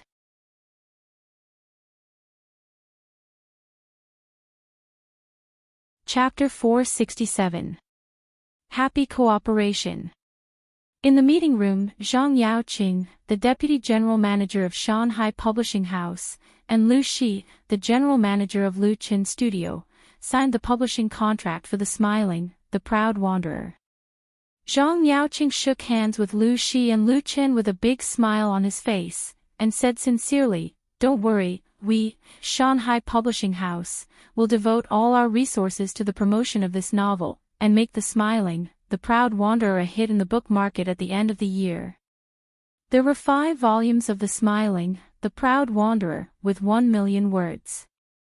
According to the publishing contract signed by both parties, the first print run would be 100,000 copies of the hardcover edition, and 200,000 copies of the paperback edition. The total first print run would reach 1.5 million copies. For a novel written by a newcomer, and it was not a traditional best-selling novel, the first print run of The Smiling, the Proud Wanderer was undoubtedly too large. If it did not sell well, Shanghai Publishing House would suffer a great loss. As the leader of this publishing cooperation, Zhang Yaoqing also bore a considerable risk. To some extent, he was betting on his career and reputation in the circle. Of course, Zhang Yaoqing would not fight a battle he was not sure of. In addition to his confidence in the quality of the book, he knew the popularity of The Smiling, the Proud Wanderer on the internet, and the promotion of Shanghai Publishing House, Luchin and Qin Fei, Studios. The real risk was not that big. The 2 big names had more than 50 million fans on Wave's blog. Even with a discount, the sales of 300,000 copies was not a big deal. The serious thing was that if The Smiling, the Proud Wanderer became a hit under Zhang Yaoqing's leadership and created a new best-selling novel genre, then his reputation and status in the circle would definitely be enhanced big. Lu Shi smiled and said, "Thank you, General Manager Zhang." "You're welcome," Zhang Yaoqing asked tentatively. "To be honest, I admire the author of The Smiling, the Proud Wanderer very much. He must not be an ordinary person to be able to write such a wonderful novel. Can you invite him over for dinner?" In this publishing contract, Luchin Studio signed the contract as the agent of the author, and the author himself did not appear.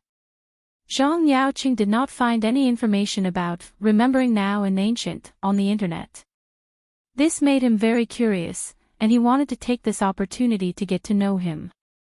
If The Smiling, Proud Wanderer really sells well, then it will be easy to talk about the follow-up works. Although Luchin Studio is the sole agent of the author, it also has to consider the author's preference, right? Zhang Yaoqing didn't mean anything else. It was nothing more than the professional experience of a veteran. Luchin and Lu Shi looked at each other, and the latter said with a smile, "I'm sorry, Mr. Zhang. This author doesn't like to socialize, and he has transferred all the copyrights to our studio, so, if there's a chance to get the author's consent in the future, then we can arrange it." While explaining, Lu Shi quietly rolled her eyes at Luchin. It was all his mysterious tricks. In fact, Lu Shi could also understand Luchin's scruples. He was already so good at writing songs and singing, and he was also a good screenwriter and actor. If he published a novel and became a real best-selling author, it would make people speechless. Sometimes Lu Shi couldn't figure out how many things were hidden in her brother's head. She had never seen him have so many talents before, and they suddenly burst out. It was not a bad thing to keep a low profile. Zhang Yaoqing regretted, that's a pity. He didn't think that Lu Shi was deliberately perfunctory to prevent him from contacting the author, because with the strength and status of Lu Qin's studio now, there was no need to play this kind of trick. Moreover, many talented writers did not like to socialize. Often, only by devoting themselves wholeheartedly to writing could they create truly outstanding and classic works. After seeing Zhang Yaoqing and Lu Shi off, Lu Shi said to Lu Qin, Xiao Chu and others are waiting in the studio. Lu Qin couldn't help patting his head, they're here, too. Lu Shi said with a smile, you are now a big shot in the circle, and people are watching your every move. So as soon as you came back, everyone came to your door. I think we need to give you another assistant. Lu Qin couldn't help laughing, shook his head and said, I'm going to the recording studio. In the studio's recording studio, Lu Qin met the three beautiful girls of MSN again. The MSN girl group under Flying Stone Records has now become one of the most popular girl groups in the domestic pop music world. Its debut album, Not Yet Lovers, has now won double platinum. The number of fans on Wave's blog has exceeded 10 million. Announcements, commercial performances, and endorsements are all over the place. Flying Stone Records did not forget the great contributor behind the popularity of MSN. They have always maintained a good cooperative relationship with Lu Qin Studio. They even outsourced part of the recording studio business to the studio, so that the latter studio, which originally had no profit plan, actually made a lot of money. Of course, there was no free lunch in the world. Good cooperation was due to common interests. Last month, Flying Stone Records sent an invitation to Lu Qin's studio for 3 works, which were still tailor-made for MSN. In the publicity of Flying Stone Records and MSN's official blog, the contract amount was as high as 5 million yuan, which definitely created a new record in the industry and made many people in the circle dumbfounded. But the problem is that at present, the price of Lu Qin's songs is 1 million per song. Not everyone can get works from him at this price, and only a partner like Flying Stone Records can get the moonlight first. TN, the pavilion closest to the water is the pavilion closest to the water. Brother Lu Qin. Seeing Lu Qin appear, Mu Xiaochu, who was chatting with Wang Hui and others in the monitoring room, quickly greeted him in surprise. Her pretty little face smiled like a flower, with joy from the bottom of her heart. Speaking of which, the two hadn't seen each other for a while. Hello, Teacher Lu. Good morning, Teacher Lu. The other 2 members of MSN, Su Jijia and Ning Tian, also respectfully got up and said hello. The 2 of them addressed Lu Qin differently from Mu Xiaochu, because the latter had a better relationship with Lu Qin, and in the fan circle of both sides, fans had always treated Mu Xiaochu as Lu Qin's sister. Among the 3 members of MSN, Mu Xiaochu had the most fans. Her personal fans on Wave's blog were more than Su Jijia and Ning Tian combined. Lu Qin said with a smile, hello. The 3 beautiful girls surrounded Lu Qin like stars surrounding the moon. Mu Xiaochu asked curiously, Brother Lu Qin, is the Mongolian steppe fun? I've seen the photos that Sister Fei sent me. The scenery there is so beautiful. Lu Qin nodded and said, it's fun. I'll take you with me next time. Mu Xiaochu smiled and said, that's great. You can't go back on your word. Lu Qin smiled and said, do you want a pinky swear? Su Jijia and Ning Tian looked at each other and saw envy in each other's eyes.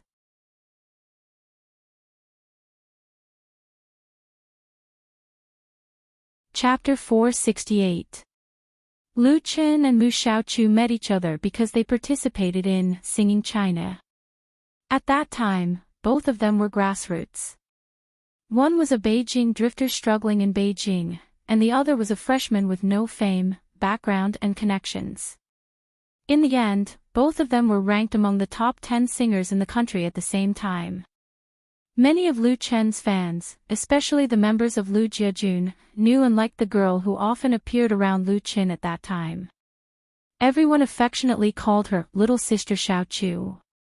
Later, when Lu Chen and Chen Fei fell in love, it did not affect the relationship between the two. Mu Xiaochu could big intimacy with Lu Chen, and even if they were photographed by reporters, they did not have to worry about being exposed to gossip. And it was precisely this relationship that made MSN the object of envy and jealousy of countless artists struggling at the bottom. In the circle, Lu Chen has the nickname Golden Touch. It is said that any singer, as long as he gives guidance, will be able to become famous and popular. His works are a guarantee of sales. But nowadays, it is basically impossible for ordinary singers and artists to get the guidance of Lu Chen. Even if they are willing to pay an amazing price, they may not have the opportunity to squeeze into the list of song invitations. Therefore, Su Jiejia and Ning Tian are very envious of the friendship between Mu Xiaochu and Lu Chen, but they are absolutely not jealous. Because they know very well that the success of MSN is inseparable from Lu Chen, and it is also inseparable from Mu Xiaochu. You try recording it first and let me listen to it. Flying Stone Records has its own recording studio, and has a number of experienced and well-known recording artists and a large number of professional talents in the industry, but MSN's new songs are still recorded in Lu Chen's studio. On the one hand, it is convenient for Lu Chen to give guidance on the spot. On the other hand, it also represents the attitude of Flying Stone Records.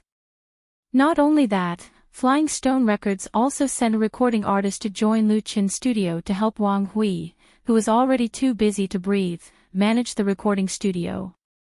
Otherwise, a lot of work would not be completed in time. The recording artist's surname was Hao. He was in his 30s, tall and thin, with long hair. He was a little arrogant, but in front of Lu Chen, he was still very respectful, not daring to put on any airs. MSN's new song was recorded by him. The three girls entered the recording studio one by one and put on huge monitoring headphones. After brewing for a moment, the prelude music quietly sounded in the monitoring room through the high-quality sound system. Mu Xiaochu, Su Jiejia, and Ning Tian looked very serious as they sang along with the music.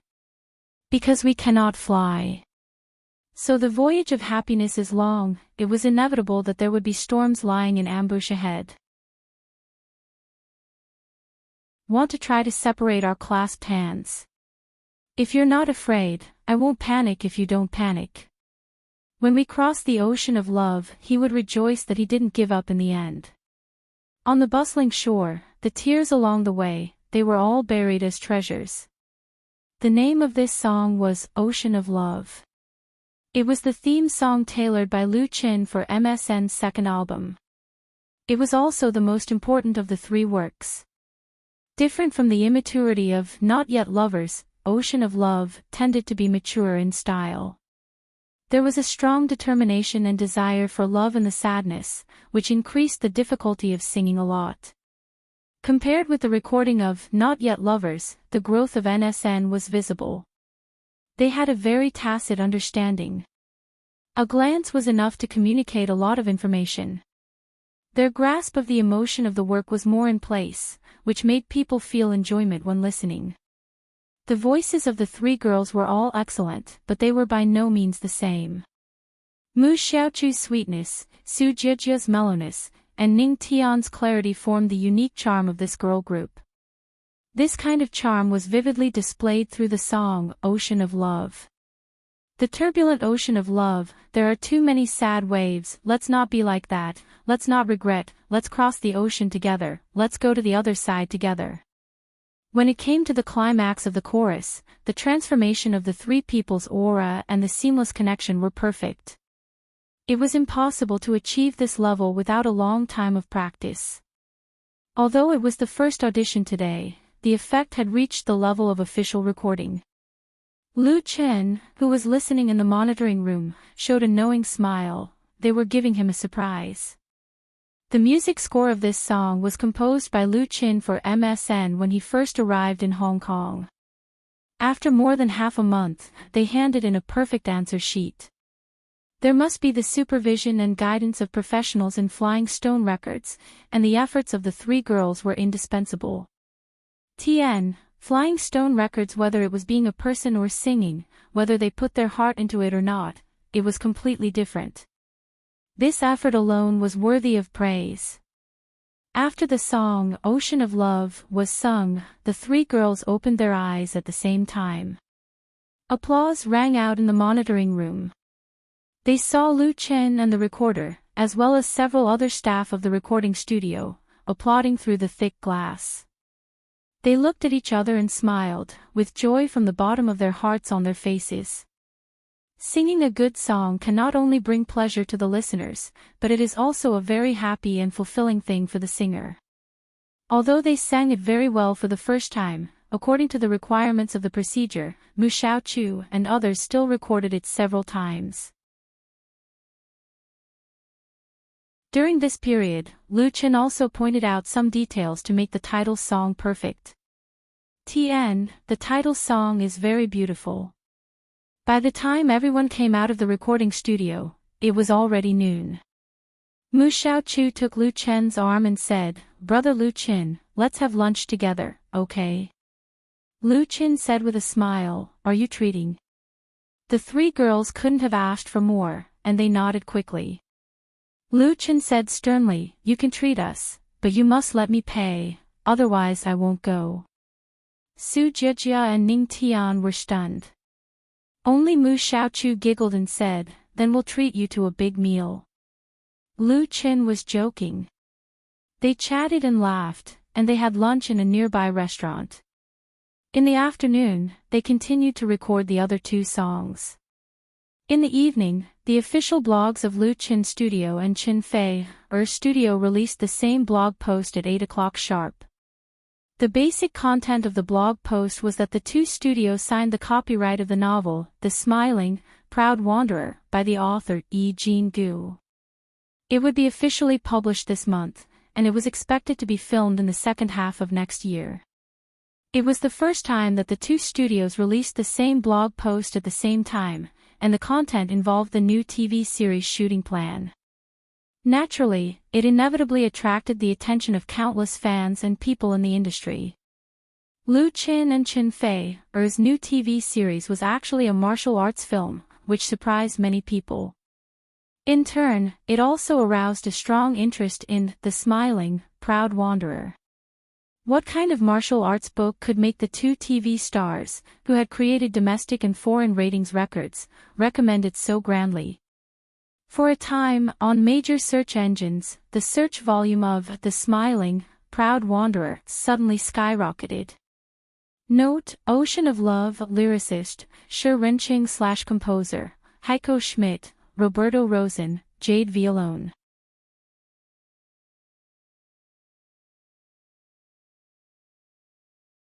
Chapter 469. The Smiling, The Proud Wanderer was first published on Wave's literature website in May of this year.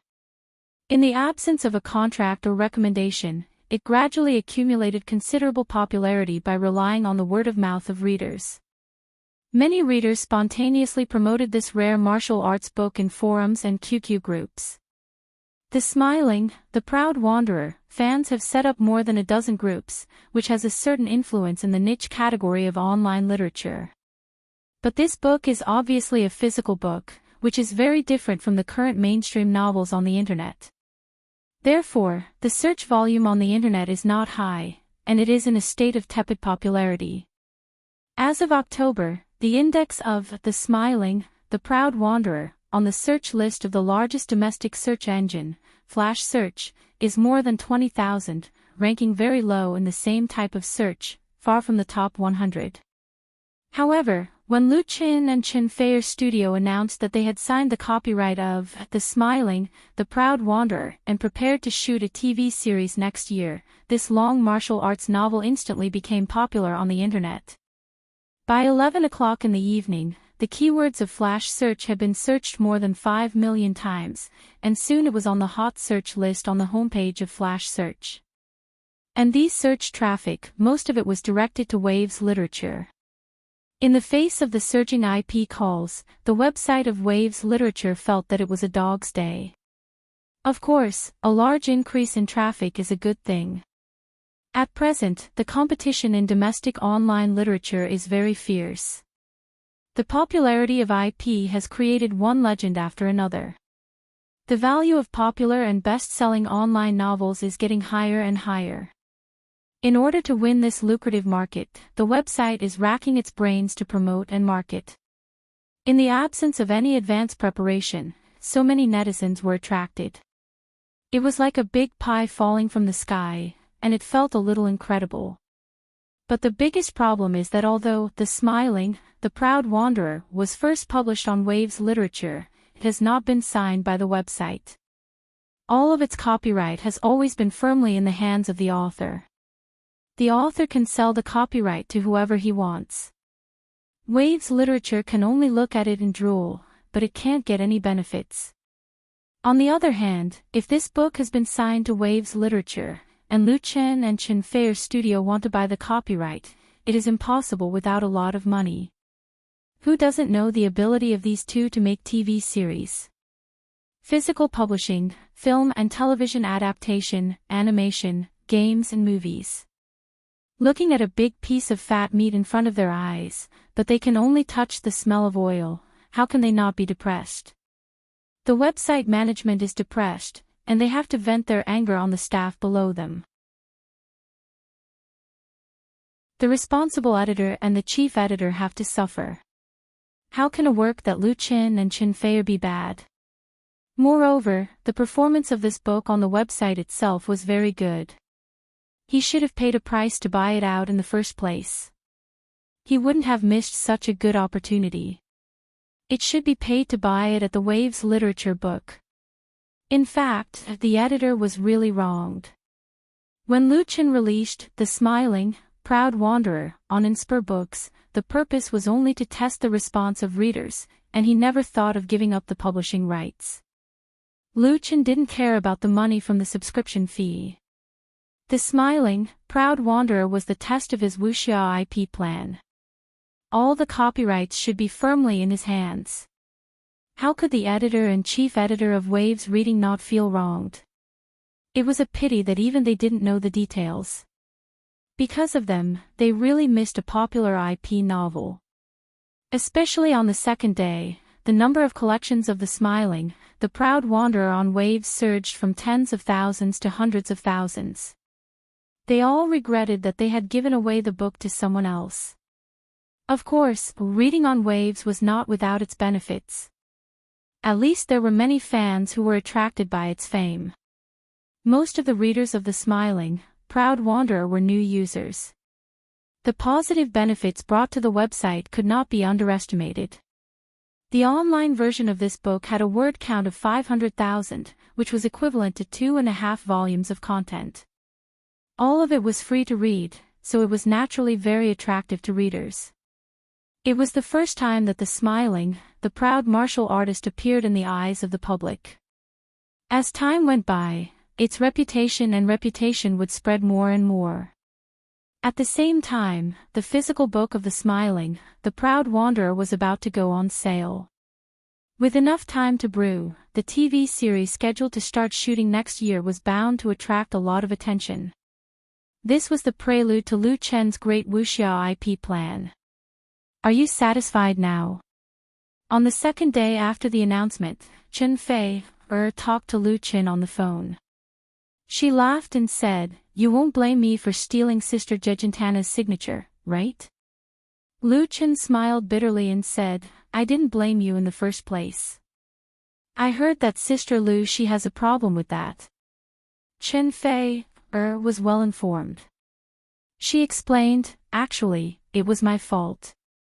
I didn't expect that posting the video of you and Jejentana on the blog would cause such a big reaction. I was afraid that it would affect her life, so I signed Jejentana directly." Because of the video recorded by Chen Fei, Jejentana unexpectedly became an internet celebrity. In today's entertainment industry, she was bound to become a money tree in the eyes of some people. Even if she was in the boundless Mongolian grassland, people would still find her. With Jejentana's innocence and kindness, it was too easy for her to lose herself in the strange and dazzling entertainment industry. Chen Fei didn't want to ruin this beautiful and lovely Mongolian girl because of a moment of quickness, so she signed her to her own studio to prevent other people from thinking about it. In fact, the contract Chen Fei signed with Jejentana was very loose. If Jejentana didn't want to, she could still live a carefree life on the grassland. If she wanted to see how wonderful the outside world was and wanted to appear on TV, then Chen Fei's network was enough to protect her, so that she didn't need to contact the dark side of the circle. This was Chen Fei's responsibility and Jejentana's luck. Understanding Chen Fei's good intentions, Lu Chen was very touched. His girlfriend had a gentle and delicate heart, which was also his luck. Actually, sister, I know. Chen Fei smiled and interrupted his explanation. Sister Lu, she definitely isn't angry, and I have already called her, so the studio issued an announcement at the same time. Lu Chen was convinced. You guys colluded. Chen Fei smiled.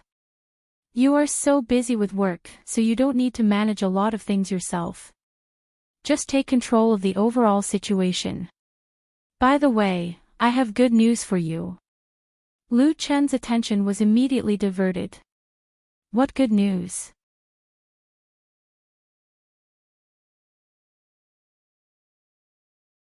Chapter 470. The good news that Chen Fei mentioned was related to the Global Chinese Original Songs Chart, which would be held in Beijing on December 31st this year. Before 2016, the domestic pop music festival was mainly composed of three major music charts. They were the Asian Chinese Gold Songs Chart, the Chinese Original Music Chart, and the Chinese Music Chart. Among them, the first two were more authoritative and influential. It was the Asian Chinese Original Songs Chart and the Chinese Music Chart that had been reorganized and merged. It could be said that it was a powerful combination. The Global Chinese Original Songs Chart after the merger of the two festivals was undoubtedly the most important music award in the Chinese pop music industry. It directly crushed the Chinese Music Chart, which was led by Shonan TV.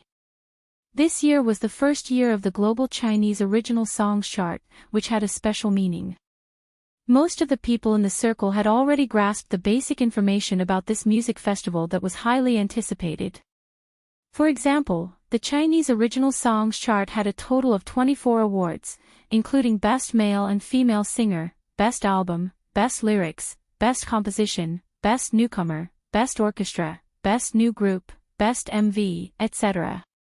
The time was fixed on the last day of each year, and the venue was the National Grand Theatre. Whether it was the scale or the layout, it had reached the national level.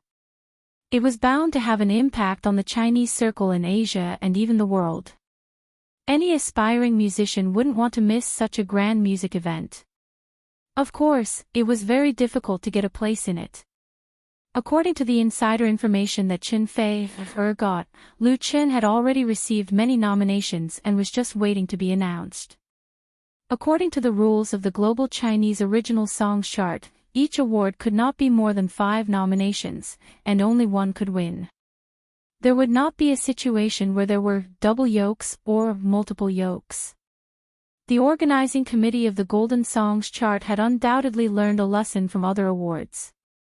In the past, in many awards in the film and music industry, the situation of dividing the pork was quite serious. It was very common for 2 best actors or best actresses to appear at a film festival at the same time. There were even 3 of them on the same stage, which was very embarrassing. This kind of awards based on seniority was criticized by the audience, which led to the value and credibility of the awards being reduced big. As a result, in the end, some winners refused to accept the awards. There could only be one winner for each of the major awards on the Golden Melody Chart. Chen Fei had been in the industry for more than 10 years. Her connections in the circle were not something that Lu Chen could compare with. Therefore, before Lu Chen got the news, she already knew a lot of inside information. You will definitely be nominated for Best Male Singer, Best Album, Best Lyrics, and Best Composition. Chen Fei has said, I'm not sure about the others, but with these 4 nominations, it's enough. Although it was just a nomination, it was already very valuable for such a heavyweight award as the Global Chinese Original Songs Chart. It should be noted that the Golden Songs Chart was aimed at the Chinese pop music world all over the world, including musicians from Taiwan, Hong Kong, and Macau.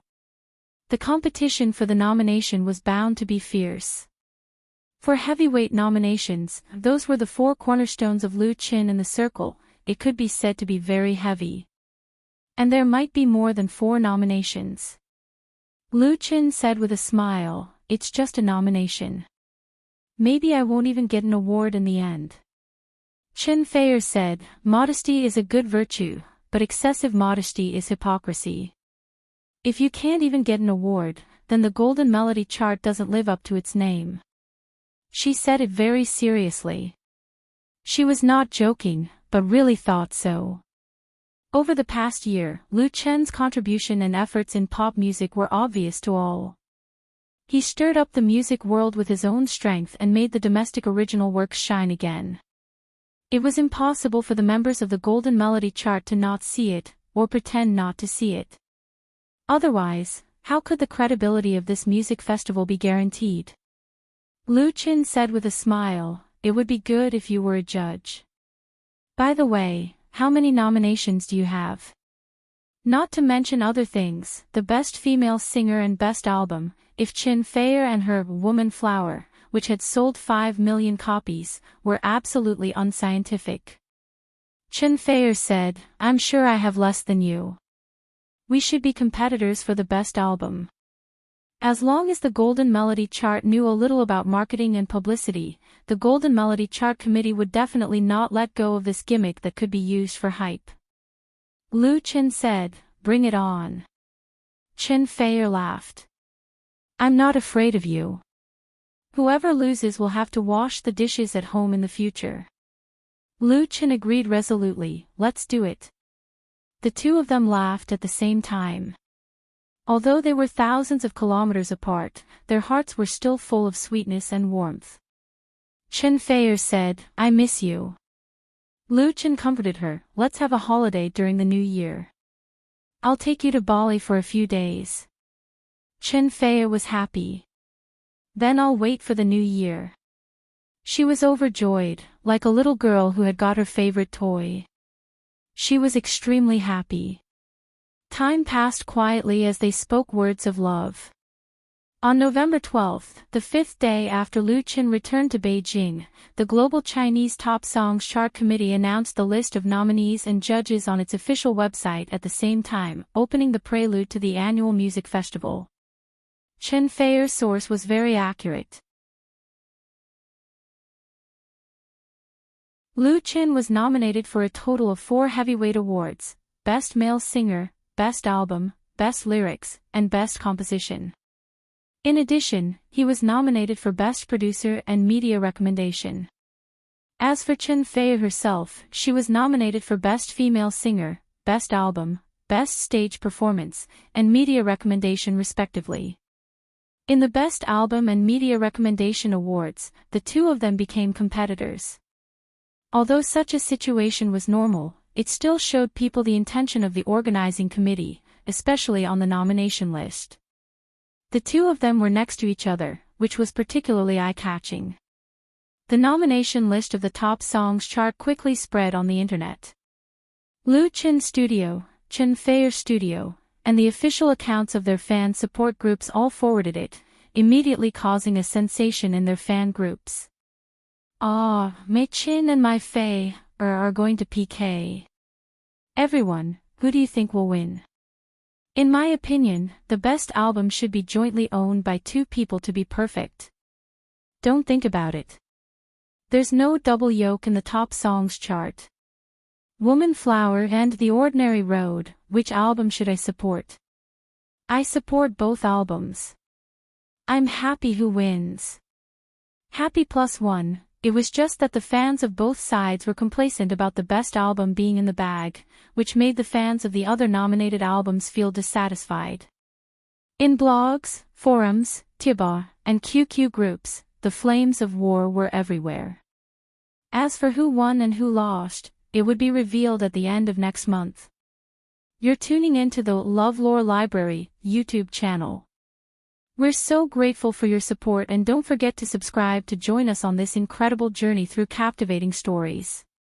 Your generosity through donations truly makes a world of difference, as it's the primary source of revenue that allows me to expand and enhance this channel for you. Thank you from the bottom of my heart for being a part of this adventure.